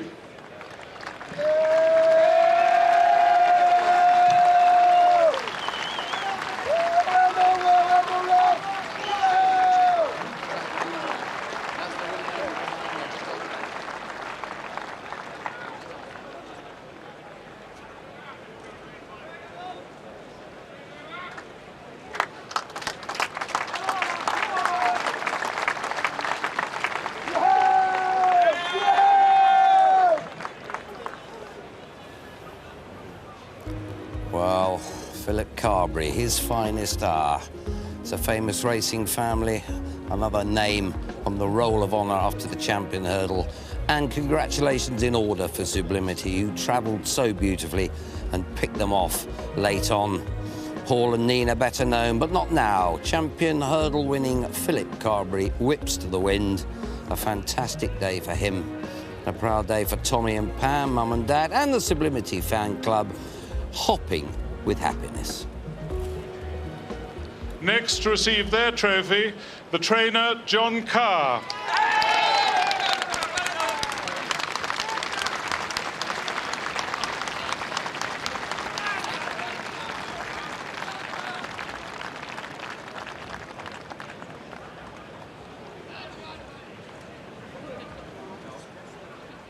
And next, but by no means least, jockey Philip Carberry.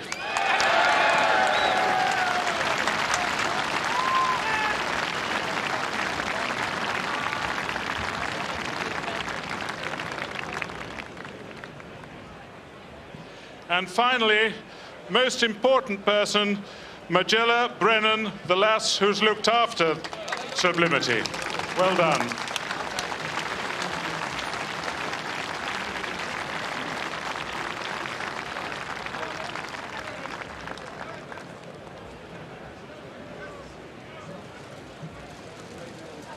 In our next race, the William Hill Trophy, first run in 1911. Yeah. There were 80 runnings have been, 14 favourites have won it, but since Chancer won his favourite in 1969, just 2 jollies have gone in, the last 11 have been beaten, and Jouvenier, who won the Kinmure 2 years ago, runner-up to Dundoir in this race last year, is put in the 13-2 favourite at Jouvenier. 7-1 is Touch, 15-2, number 2, Little Brick. That's the great John Smith's Grand National gamble being taken. Smokin.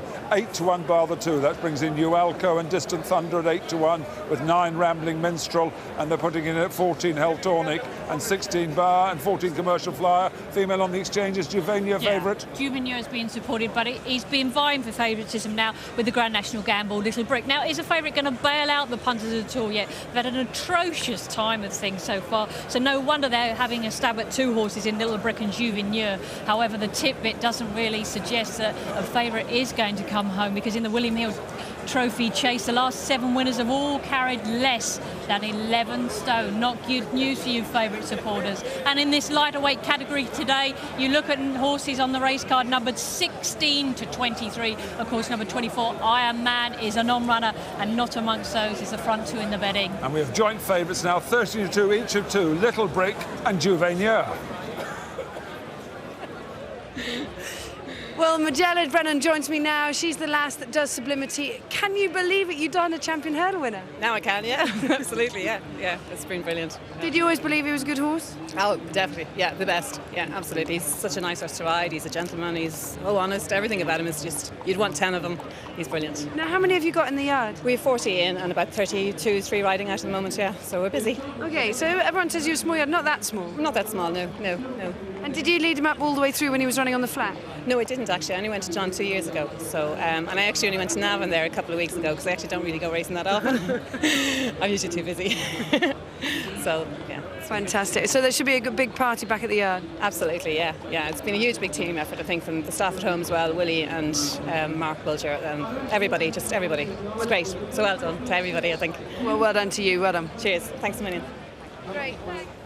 Well, there's always something new in this game, and John Carr, the trainer of Sublimity, was humming and hawing. Should he run the champion hurdle or the county? Got 11-3 in the county, be a bit of a good thing. That probably qualifies the understatement of the new century. But the gamble has been landed. Sublimity is the champion hurdler. More to come in a couple of minutes.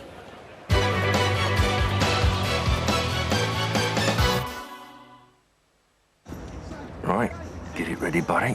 Here we go. Right, okay.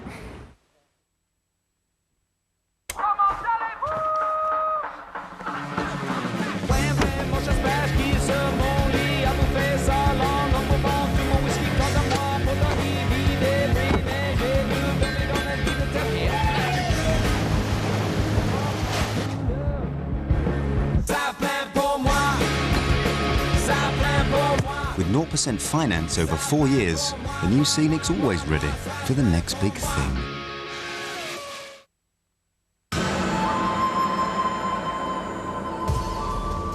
I've had a seat in the front row of history. I've seen this mad world at its worst, and I've seen people at their best. I will remember a charity in my will, because I believe individuals, not governments, really change the world. Being of sound mind in a mad world, I will leave the world a better place.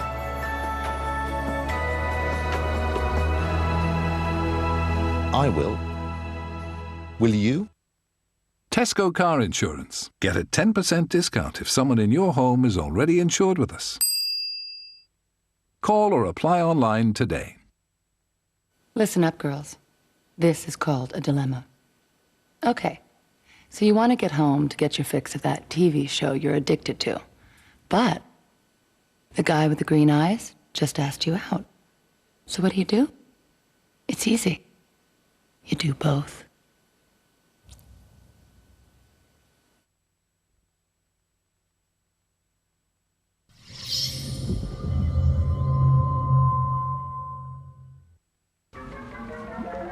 Ten more minutes than homework, yeah?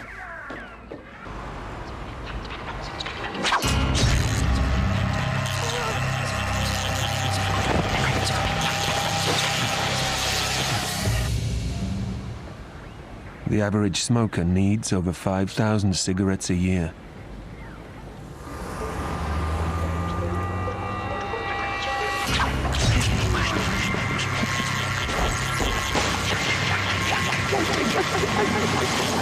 Get unhooked. Call 0800 169 0169 or visit getunhooked.co.uk. In a forgotten corner of Russia lives a boy so extraordinary, some believe he's a reincarnation of a fabled giant sent to protect them. He's the pride of the area, a real warrior. He weighs 16 stone, the same as a baby elephant, and he's only 7 years old. Something other than simple morbid obesity is happening here. My child is not ill. He's just unique.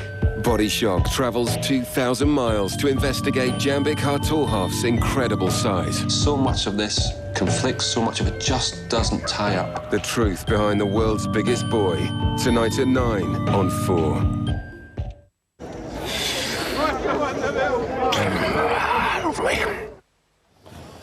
Welcome back to Cheltenham, everybody. Well, this sun's shining. We've had an official going change. It is now good to soft, soft in places. A scarce, believable scenario if you were sploshing about this place 10 days ago, where they didn't have to splosh in the Smurfit Kappa Champion Hurdle. Let's have the story of the race with the boys.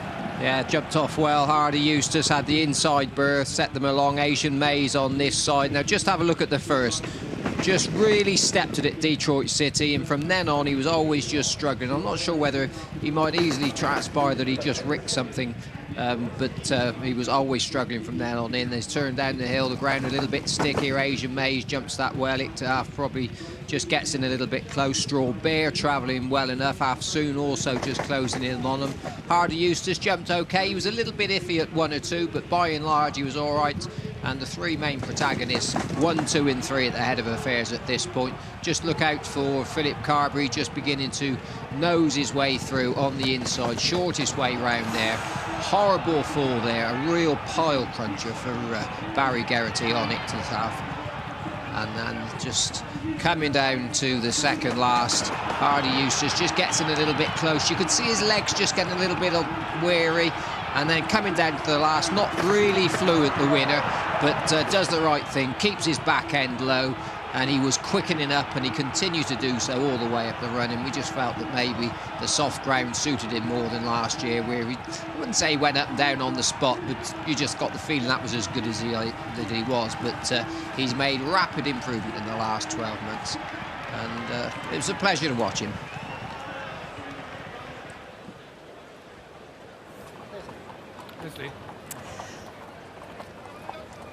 Just a reminder that here on 4 we've got one live race for you still. That's the 4 o'clock, the William Hill Trophy Handicap Chase, and you can also see that on Racing UK satellite channel 432. Then after we go off air, Racing UK continues with exclusive coverage of the last 2 races here at Cheltenham, the Sporting Index Cross Country Chase and the Fred Winter Juvenile Novices Handicap Hurdle. They're available to subscribers only, but if you haven't signed up yet, you'll be able to see recordings of those races and indeed the whole of this afternoon's action between 7 and 8 o'clock this evening. One of the joys of this meeting is its rich history and a gentle wallow in nostalgia's never out of place at the festival. Here's Mike Cattermole. At the start of the season, Mick Fitzgerald announced that this would be his final one in the saddle. So we thought we'd ask him to look back on his 5 favourite races at the Cheltenham Festival. Well, Mick, 14 winners at the festival, second only to AP. It's been a good meeting for you. Very good.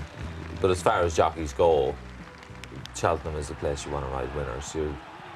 It's all very well riding a lot of winners, the way I see it, but it's the big ones that count, and it doesn't go any bigger than Cheltenham, really. Now, we've asked you to pick out 5 most memorable races, but strangely enough, only 2 of those you've actually won on. Yeah, I'd love to have picked all 5 of mine, but I think the viewers and everybody else would have thought I was being very greedy. And I think there's a lot of races here that were poignant as far as I was concerned, and probably traced the way I wanted to go in my career, really. First of all, Dawn Run. Why was this so important to you, in a sense that, because it was well before you appeared on the scene over here, I guess you were a pretty young lad then, weren't you? I was 16, well, 15 really, and I just had my first ride on a flat at Gorn Park, riding a horse for Richard Lister. And I can remember sitting there, and the whole country stopped to watch the Cheltenham Festival. And there was added spice because Dawn Run was trying to become the first horse to win the Champion Hurdle and Gold Cup. And for much of the race, as you pointed out, she doesn't jump all that well, does she? No, she made a couple of proper haymakers, but that was her. That was the way she went. She could jump beautifully, or else she could miss. And there's one race, one fence in particular at the top of the hill where she just walked clean through it.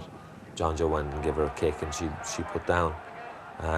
But it was a titanic struggle, really, with Wayward Lad and Forgive and Forget up the running. And it looked like she's not going to get there, she's not going to get there. And Peter O'Sullivan in his commentary says, and the mare's going to get there, she's beginning to get up. And Dawn Run has won the Gold Cup. And it was just amazing, because so much expectation in the country was levelled on her. At that time, Ireland was in the middle of an absolute depression financially. There was no money in the country, and this was the sort of lift that people needed. And it was, you can't begin to realise what a difference it made, her winning the Gold Cup. It was huge in Ireland at the time. And for me, it was huge because it suddenly, from not having taken that much interest in jump racing, more on the flat, because I was an apprentice then, I suddenly thought, this means more. And that race for me then, it just took over as the race that I wanted to win in my career, purely because of that day. Great memories there from Mick Fitzgerald and for all of us. And of course, Dawn Run is a member of the Cheltenham Hall of Fame. And earlier on today, 4 new inductees were brought in, and they were presented by Michael Dickinson and Mercy Rymel. The first one to come onto the winner's rostrum was Midge Burridge, representing the Burridge family, and they enjoyed so much success with the one and only Desert Orchid, who passed away sadly last year. One of our all-time heroes, Desert Orchid in the Cheltenham Hall of Fame. Next one up, Henrietta Knight, Jim Lewis and Jim Cullity, jockey, trainer and owner of the one and only Best Mate, 3 times winner of the Cheltenham Gold Cup. And then Dinah Nicholson. So lovely to see her here today. Widow of the man who was brought up just a few hundred yards from where she's standing now, David the Duke Nicholson, and we still miss him. And the last inductee, very much still on the ball, Martin Pipe, 34 festival winners, 15 times champion. They're all now members of Cheltenham's Hall of Fame. David Pipe joins me now, a tense time because he's got Little Brick and Commercial Flyer, trying to get it all organised, isn't it? Trying to, yeah, no, it's... they both have good chances. Little Brick obviously looks on paper to have the best chance. He's got a lot of weight, but he deserves it. Was impressive at Wincanton. Comes here in great form. Come on, go on. You clearly thought he was a very good horse when he came over, and you've sort of saved him for this, have you? Yeah, he took a while to settle in. He had a few problems this season, so we gave it time. We waited for the national weights to come out, and then we decided to come here. This looks an ideal race for him. Mm-hmm. Commercial Fly? Form figures don't read very well, but he's a good horse on his day. He's a half-brother to our Vic. If he came back to his best, he'd be well weighted. And Dave, this is obviously a tense time for you. You've already had a great season. What would a festival winner mean to you? Oh, it would just cap it, wouldn't it? It would just be fantastic. As we know, only 24 people can win here, and as you see, no favourites won yet. Best of luck. Thanks. Oh, David Pipe, looking forward to a winner. Some pensive punters. I think there are. 1 or 2 results weren't desperately easy to find. The Down Millions are involved in the next. Let's see what happens in the William Hill handicap chase in a couple of minutes.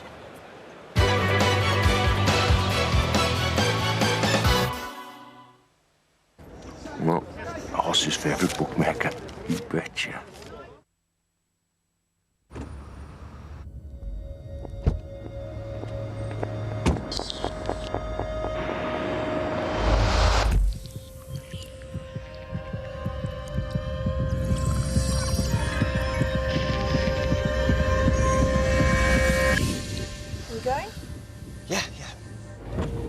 Everything is sport. The new Megane Sport range, including the F1-inspired Renault Sport 230. Say hello to our MOT and servicing technicians and their latest diagnostic equipment. Giving you our best level of MOT and servicing ever.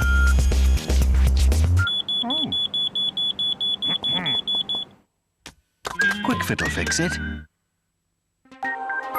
I Believe, the only pain-killing gel which a clinical study has confirmed can be as fast and effective as pills at fighting pain. For backache, muscular and rheumatic pain and common arthritic conditions, choose I Believe. Proven fast, effective pain relief without pills. Earwax problems? Otex eardrops are clinically proven to reduce the need for syringing, so you can be clear to hear. Otex.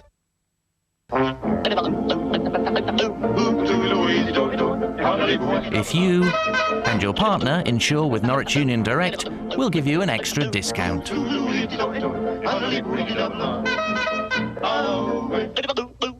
And every week, a Mini can be won with any new or renewed car policy.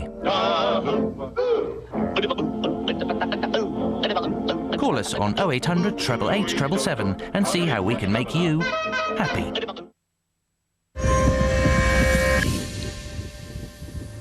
The new McGann Freeway from 8988.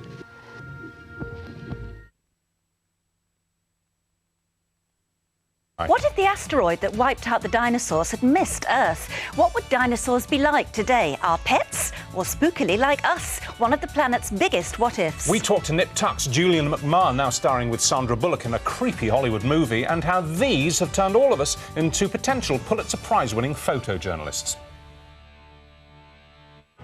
Like me jackpot jig, buddy? Tote-tastic, Tony, tote-tastic.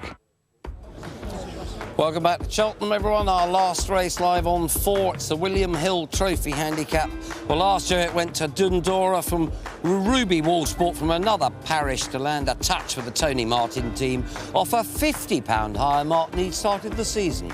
God save us. Look at those stands. Everyone having a fantastic day. 85 grand on offer to these handicappers. The non-runner is 24 Ironman, but it leaves 23 to sort out. And the blimp, the William Hill blimp, flying high and bringing you the views, the aerial views that show you how the race unfolds. Well, the fluctuating market we've had here, they're still going 7-1 favourite Juvenia, but New Alco pretty well back 8-1 into 7-1, but now out to 15-2. The weakness is Little Brick, who's a 15-2 chance, and support for Rambling Minstrel 12-1 this morning is an 8-1 chance, along with Distant Thunder at 8-1, and Hell Tauning's come in 14-1 into 12-1. But female on the exchanges, they've been dominating the market here. What price Little Brick? Little Brick's drifting out to 10-1 on the exchange. You've got flip-flopping favourites all the time. You're relating the fact that it could be New Alco. Now I've got Distant Thunder, who originally I put up as a negative. Certainly a positive. Now he's snatched favouritism. Negative, certainly, we've said, for Little Brick. Positive 2 Juvenier, and a positive for Rambling Minster. £12,000 queuing up to get on that at 9-1. But the favourite for me now, Distant Thunder. And I can see 7-1 against Distant Thunder. They're following the female. We all do that. First 3 races down, 2 to the Irish, 1 to the English. The Irish took this last year with Dundor, and Black Doodle's the top horse here. He ran really well the other day at Kempton, was 4th. He's a former winner of the Betfred Chase. He's 20-1 for Richard Johnson. Little Brick, you just heard David Pipe telling you about his chances. He's 15-2. Andrew Glastonbury takes a useful £5 off of his back. Juvenaire, second in the race last year, 7-1 favourite now for Mick Fitzgerald. Cornish Rebel, who's been second to another of today's runners, Joe's Edge, in his Scottish National before, 20-1. And Sir Rembrandt, big price, it's the lightest I've seen him look for a long time, 40-1. He's the eye catcher. Commercial flyer, Timmy Murphy, well handicapped if they can get him back to his best. This is a big drop in class, ran in the King George last time. Mon Mome has been a super servant, but he looks held in the handicap for all he's consistent. Likewise, New Alco, for all there's money for him, he's gone up to £17 for not winning a handicap in 6 races. Gallant Approach, still lightly raced, there might be some more improvement in him, is 16-1. D'Argent, terrific training performance to get him back to win first time here after a long layoff, but blobbed last time. Number 11 is Lord Sam. Go back far enough in his form. He's only beaten 4 lengths by Hardy Eustace, but his jumping's let him down in the past. 33-1. Inox, a useful horse in the past. The previous winner of the Racing Post Chase. 20-1 Blinkers. Tony McCoy. Bally Cassidy got good form, but not recently. 50-1. He's a Dreamer. Ran really well last time for Sam Thomas. 20-1. Irish Raptor. Tony Evans. Another one at 20-1. Heltornik is very much in form, though her recent improvement is on really bad ground. She's 20 pounds higher than when she won the first of her 2 previous races. Distant Thunder, a half-brother to the Listener, good horse on his day, but he's been dogged by problems. St Matthew, in and out form this season, ridden by young Chad Collier, hope he gives him a good spin. All in the Stars, slipped in the handicap a bit. He's a 50-to-1 shot because basically he's been inconsistent for a while. Rambling Minster is a young horse, he's had only a handful of races over fences, and there should be more to come from him. 21 is King Harold, who won the Dewson's Novices Handicap Chase a couple of years ago. Beat a good field, including Lac Doodle and St Matthew, who he meets again this afternoon, 28-to-1, but he looks well. Ross Com, who's been largely disappointing since running in the Hennessy in the National, 50-to-1. And Joe's Edge comes from a stable that had a couple of winners here at the festival last year for Davy Russell. Sun shining on not about the righteous, but A.P. McCoy on his way to post Chop Thornton had a winner with My Way to Solsman already, and some real tough handicap action up and coming. Check the eye catchers in the paddock. Old Sir Rembrandt. It'll be wonderful to see him run well here after his Gold Cup efforts. Eye catchers on the course, Juveneur and Commercial Flyer. I thought Commercial Flyer moved particularly well for the David Pipe team, of course, also represented by Little Brick. And should Little Brick win off 11 stone 12 here, admittedly less Andrew Glastonbury's £5 allowance, he's going to be a very warm order indeed for the Grand National, because the weights were out early for the National, of course. And Little Brick is off his old mark, so he's going to look very attractively handicapped at Liverpool should he win here. In the betting ring, New Alco and Rambling Minster positives, negatives Little Brick and Juveneur, eye catchers positive for Juveneur and New Alco, negative for Little Brick. A few mixed messages there, as ever. Statistically a dreadful race for favourites. They try to combat that by going 3 of them. 7-to-1 Juveneur, New Alco and Distant Thunder, all 7-to-1 chances. 8 Rambling Minster, and it's 15-2 Little Brick. Female on the exchanges. Who's your favourite? Well, New Alco has asserted himself at the top of the exchange market, and some late each-way money coming in now on Monmouth. And I can see 15-2 Juveneur. I can see it. Commercial Flyer just delayed the start slightly, just a little tightening of the girth, adjustment to the saddle for that. And some real old favourites in this race. Good old Sir Rembrandt, we've already mentioned, who finished second to Best Mate in 2004 and third to Kicking King in 2005, and horses like Lord Sam and Inox and Bally Cassidy as well. 23 runners about to be called in here. What is interesting down at the start is that Juveneur is dripping sweat. Obviously it's a hot day, but he's really dripping sweat. They're just about being called in. This is going to take some sorting out. Let's hand over to the starter. Until I call you in. You're in front of the box. Now go back. Just go back there. Go on, go back. Get behind the marker box.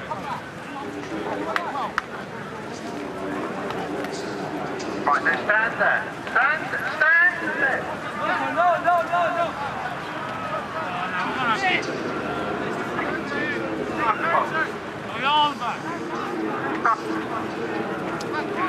Clearly too close to the tape there. And to have a better chance, you'd have thought if they went back a bit further. Still 1 or 2 of them barely a couple of yards from the tape. Little Brick on the left there, the light blue. St Matthew, orange jacket. Chad Collier with his back to us. Plenty of cries of no again. You're all in bridge. Now go back there. There's your toe. You were. They're in breach. How far? Breach of the rules. No, sir! How far? Go back past that, where that number 9 is. To where the breaking the rail. We're going to get done! Go 8, wide, I am going to get... Stay there, Paddock. Paddock, stay there. Temper's getting a little frayed. Hope there won't be any bad language. Anyway, they jump away and head towards the first. in this, the William Hill Trophy handicap chase. Little Brick, one of the first to begin, with Inox in the green and gold hoops, who lands just ahead of Little Brick. They're all safely over. A mistake at the back, bad one by Rambling Minster, who's in last place. There he is in the purple cap there, blundered at the first as they head towards the second. Little Brick and Inox. Irish Raptor in third. Gallant Approach is fourth. Out wide Lord Sam of Hell Tornic, and He's a Dreamer. And then Mon Mome and Distant Thunder and Juveneur as they land over the next. St Matthew up the inside, followed by King Harold. Reminders, early reminders for D'Argent, followed by Cornish Rebel, then Ross Com, Bally Cassidy out wide, then Sir Rembrandt, Lac Dudel well off the gallop with New Alco, Joe's Edge, D'Argent, then Commercial Flyer, all in the stars, and finally Rambling Minster. Irish Raptor has come through to lead them as they land over the third fence from Little Brick and Inox. Inox on the far side there, and the white cap worn by Tony McCoy from the airship over the water jump. Just in behind the leaders, He's a Dreamer and Hell Tornic, and now continuing to an open ditch.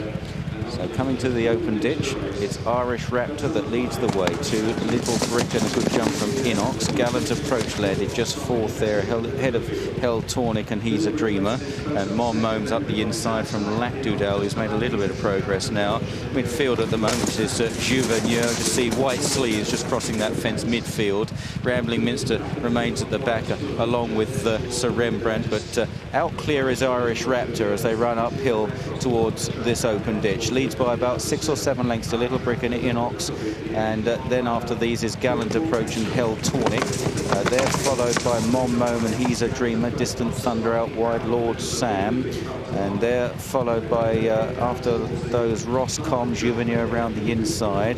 Further back in the field is Cornish Rebel from St Matthew and New Alco, then King Harold and Lac Dudel. So Rembrandt up the inside of these. Rambling Minster remains out the back. Second last is Commercial Flyer, and third last is All in the Stars. Downhill now towards the next, and coming towards it, it's still Irish Raptor in the green and yellow jacket. On the left, Inox in the white cap. On the right, in the royal blue cap, is Little Brick. They're the front trio, followed by Gallant Approach in the blue and white, just preceded by the white-faced mare Hell Tornic, very handy. In a noseband just in behind them, you might be able to see Distant Thunder in a yellow and black jacket. Over on the inside in green is Mon Mome, along with the white-faced Juveneur as they land over the next plain one. Lord Sam made a slight mistake there in the green cap as they now make their way back towards home with just over a circuit of the track ahead of them. Commercial Flyer has dropped right out and looks like being pulled up.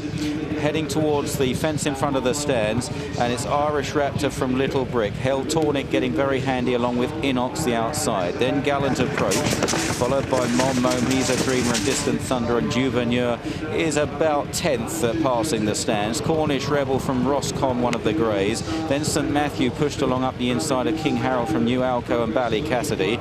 Another grey Lac Dudel, another grey D'Argent out wide. Then Lord Sam, Joe's Edge, all in the stars, Rambling Minster, and Sir Rembrandt at the tail now as they jump the next plain fence. D'Argent jumped it badly out to the right, and Irish Raptor heads them into the back straight once again. Irish Raptor from Little Brick, who's always been second or third. Hell Tornic close up, Gallant Approach, Inox wide, and Mon Mome at this downhill plain fence, followed by He's a Dreamer in a yellow and red jacket, and then Juveneur and Distant Thunder. Cornish Rebel, Joe's Edge the inside at New Alco, and then Ross Com. St Matthew struggling a bit in the midfield. All in the Stars is just picking up a little bit from off the gallop alongside Lac Dudel, King Harold, then Bally Cassidy. Out the back, Rambling Minster, D'Argent, Lord Sam and Sir Rembrandt. This is an open ditch. Irish Raptor sailed over in front there. Mon Mome made a slight mistake towards the inside and is now driven along. Irish Raptor, Hell Tornic, Little Brick, Gallant Approach, the front four as they jump the next plain fence. He's a Dreamer, Mon Mome. Very slow at the back was King Harold as they turn left-handed and now head to this open ditch, and there's a good 8 or 10 or maybe even 12 horses covered by 6 or 7 lengths, and it's Irish Raptor from Hell Tornic. Little Brick on the near side, jumping the ditch. Little Brick made a mistake there, followed by Gallant Approach. Juveneur moving nicely. Mick Fitzgerald, the white sleeves and white cap as they make the top left-hand turn. Gallant Approach. Little Brick has been pulled up after that mistake, and I'm very sorry to say the horse looks injured as they now run to the top of the hill with 3 fences left to jump, and it's Irish Raptor joined by the little mare Hell Tonic, who's in tremendous form. Juveneur is in 3rd place, last year's runner-up, followed by Gallant Approach. On the left, He's a Dreamer is plugging on the right in the green jacket, Mon Mome in those purple armlets, and Distant Thunder also breathing down their necks as they land over 3 out. Irish Raptor has gone there. Irish Raptor maybe just beginning to feel the pinch. Hell Tonic left in front. Distant Thunder comes through. Juveneur on the left. They're chased by Mon Mome, and then Joe's Edge running on over the second last, and Hell Tonic has gone this time. Hell Tonic is down there, interferes with 1 or 2 of the others as they head towards the final turn, and it's Distant Thunder that turns first from Juveneur, then Joe's Edge in 3rd, Mon Mome is 4th, He's a Dreamer, Roscom and Gallant Approach. They run to the final fence. Distant Thunder with about a half length on Juveneur at the last. Distant Thunder, the better jump. Distant Thunder by a length to Juveneur. Then Joe's Edge, they're clear of Mon Mome as they race up the hill. It's Distant Thunder, and Andrew McNamara. Juveneur is fighting back very gamely, and Joe's Edge is thrusting at them as well. It's going to be very close indeed. Tight. Juveneur in the centre. Distant Thunder far side. Joe's Edge flashing at them on the near side, possibly 3rd. They're clear of Mon Mome. Then New Alco, and He's a Dreamer. The freeze frame. Well, I've called Joe's Edge possibly 3rd. He may have got there, in fact, on the near side. The angle is very deceptive. On that evidence, you'd probably say Distant Thunder was 3rd, but this is a really tight 3-way photo at the end of this William Hill Trophy. What a tremendous finish. It looked as though Distant Thunder had got the race won when putting in the best jump at the final fence. Juveneur has rallied tenaciously under Mick Fitzgerald, running another fine race at the festival. 2nd last year, won the Kim Muir 2 years ago, and the former Scottish national winner, Joe's Edge, joining in right on the line. We wait for the judge.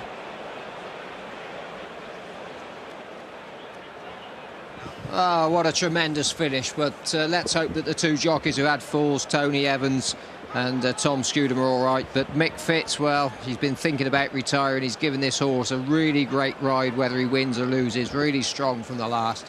Has he got it, or has he been done by Joe's Edge? Well, we'll let you know. Here's the result of the photograph for 1st place. First, number 23. Yeah. Second, number 3. Third, number 17. 4th, number 7. 5th, number 14. And 6th place horse, number 8. The full result of the William Hill Trophy. A colossal result for the bookmakers again. After that 40-1 winner in the first, 50-1. Joe's Edge was 66 with Boyle Sports and Coral this morning. Generally 50-1. The 50-1 choice. The Co. 20th choice of the punters of 3. 20th choice of the punters at Joe's Edge. And touches of Juveneur, and Fitzgerald rode a ferocious race on that. Juveneur just failed the 7-1 co-favourite of 3. The 3rd was Distant Thunder, another of the 7-1 co-favourites. 4th was Mon Mome, late money for that at 16-1. New Alco was the other 7-1 co-favourite. We didn't see Little Brick at 15-2, and the distances were the minimum they could all possibly be. Short head and a short head, and female on the exchanges. What has that done to the backers and to the layers? Well, certainly it's a blinding result for the layers of the front horses. Of course, some poor people out there have laid Joe's Edge at around 85, 100 or even bigger, certainly in running, but they weren't, however, they knew the result of the photograph as such. They were betting 4 on Joe's Edge in the photograph, this late finisher, but oh, how you feel for poor Juveneur, robbed last year by Dondera, and once again had the race taken away from him, this time by Joe's Edge. Well, what a fantastic finish that was, and that's one that you'll want to see again. The highlights tonight for you night owls amongst you here on 4 at midnight. Midnight. You can catch up with what happened in the 2 races still to come on this first day of the festival, plus of course the chance to see again the early action, including that marvellous finish to the William Hill Trophy. More immediately on Racing UK, satellite channel 432, you can see the rest of the action live here on day one of the festival. The Sporting Index cross-country chase at 4:40, in which Old Spot the Difference bids for a 7th course win. And then at 5:20, Gaspara tries to win the Sunderland 75,000 bonus if she can follow up last Saturday's Imperial Cup success. By the way, should you not be a subscriber to the service, then you can tune in at 7 o'clock and see recordings of both races and indeed all the earlier marvellous action as well. Tomorrow's centrepiece, the Queen Mother Champion Chase. And last year's winner, New Mill, thought to improve since then, has to beat Well Chief, who knocked his head against the brick wall of Moscow Flower and Azertyop in their prime. Many feel he's due his just desserts. 4 races live tomorrow, opening with the Ballymore Properties, the staying novice race at 2:35, Denman in the Royal and Sun Alliance, the Queen Mother Champion Chase at 3:15 and the insoluble Coral Cup at 4 o'clock. We've had 40-to-1 winner, a 50-to-1 winner, class act in the Arkle, My Way to Solzen, and we have a new champion hurdler, backed at long odds and did the job absolutely superbly. Sublimity motored in for his trainer, John Carr. I cross my fingers on a Monday morning. I keep smiling and I keep on singing. So sure that I don't deserve it. My throat aches and my ears are ringing. Believing in coincidence, in running risks, not common sense. In the wrong place at the right time. I'll take the blame, 'cause it's all mine. We've got the best job ever. It will be over sooner or never. At the risk of sounding clever, I want the best job ever forever. We've got the best job ever. Oh, oh, oh, oh. We've got the best job ever. Oh, oh, oh, oh. We got the best job ever. We've got the best job ever. No more bets, please.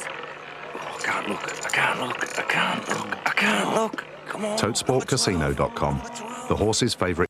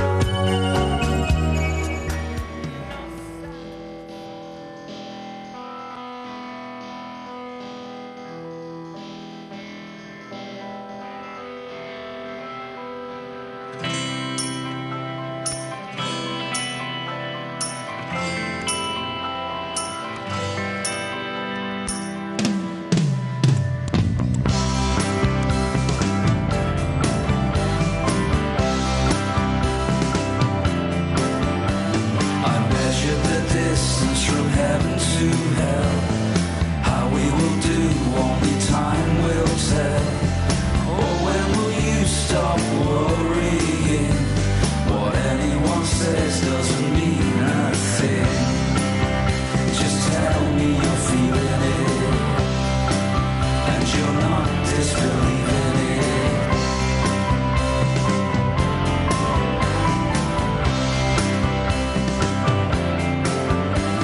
I'll pay you in kind or in silver and gold. I want to ignore all the stories I'm told. Make me an offer I cannot refuse. You know if I win, then it means you lose.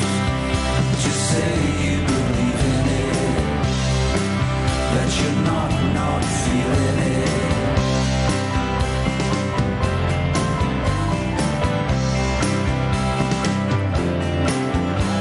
But dwelling on the memories is such a waste of energy. It's simple when you see it in front of you, on walls in bedrooms. Hold your head up higher. Don't tell me you're not strong enough. Is your journey over? I hope you feel that I'm the one. Only time will tell. Just say you'll be loving me for an eternity.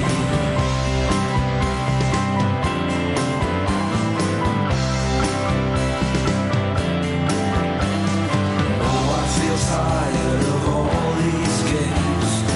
Everywhere, everything is the same. Tell me you promise you might come with me. The start of a journey from A to B. I'll be happy to carry you, even though I know I haven't got the strength to hold you. I need you more than ever before. If our journey's over, I hope that you will find someone who will love you more. Not for the first time. What I want might not be mine. If you say you won't come along, then I know I can't go alone.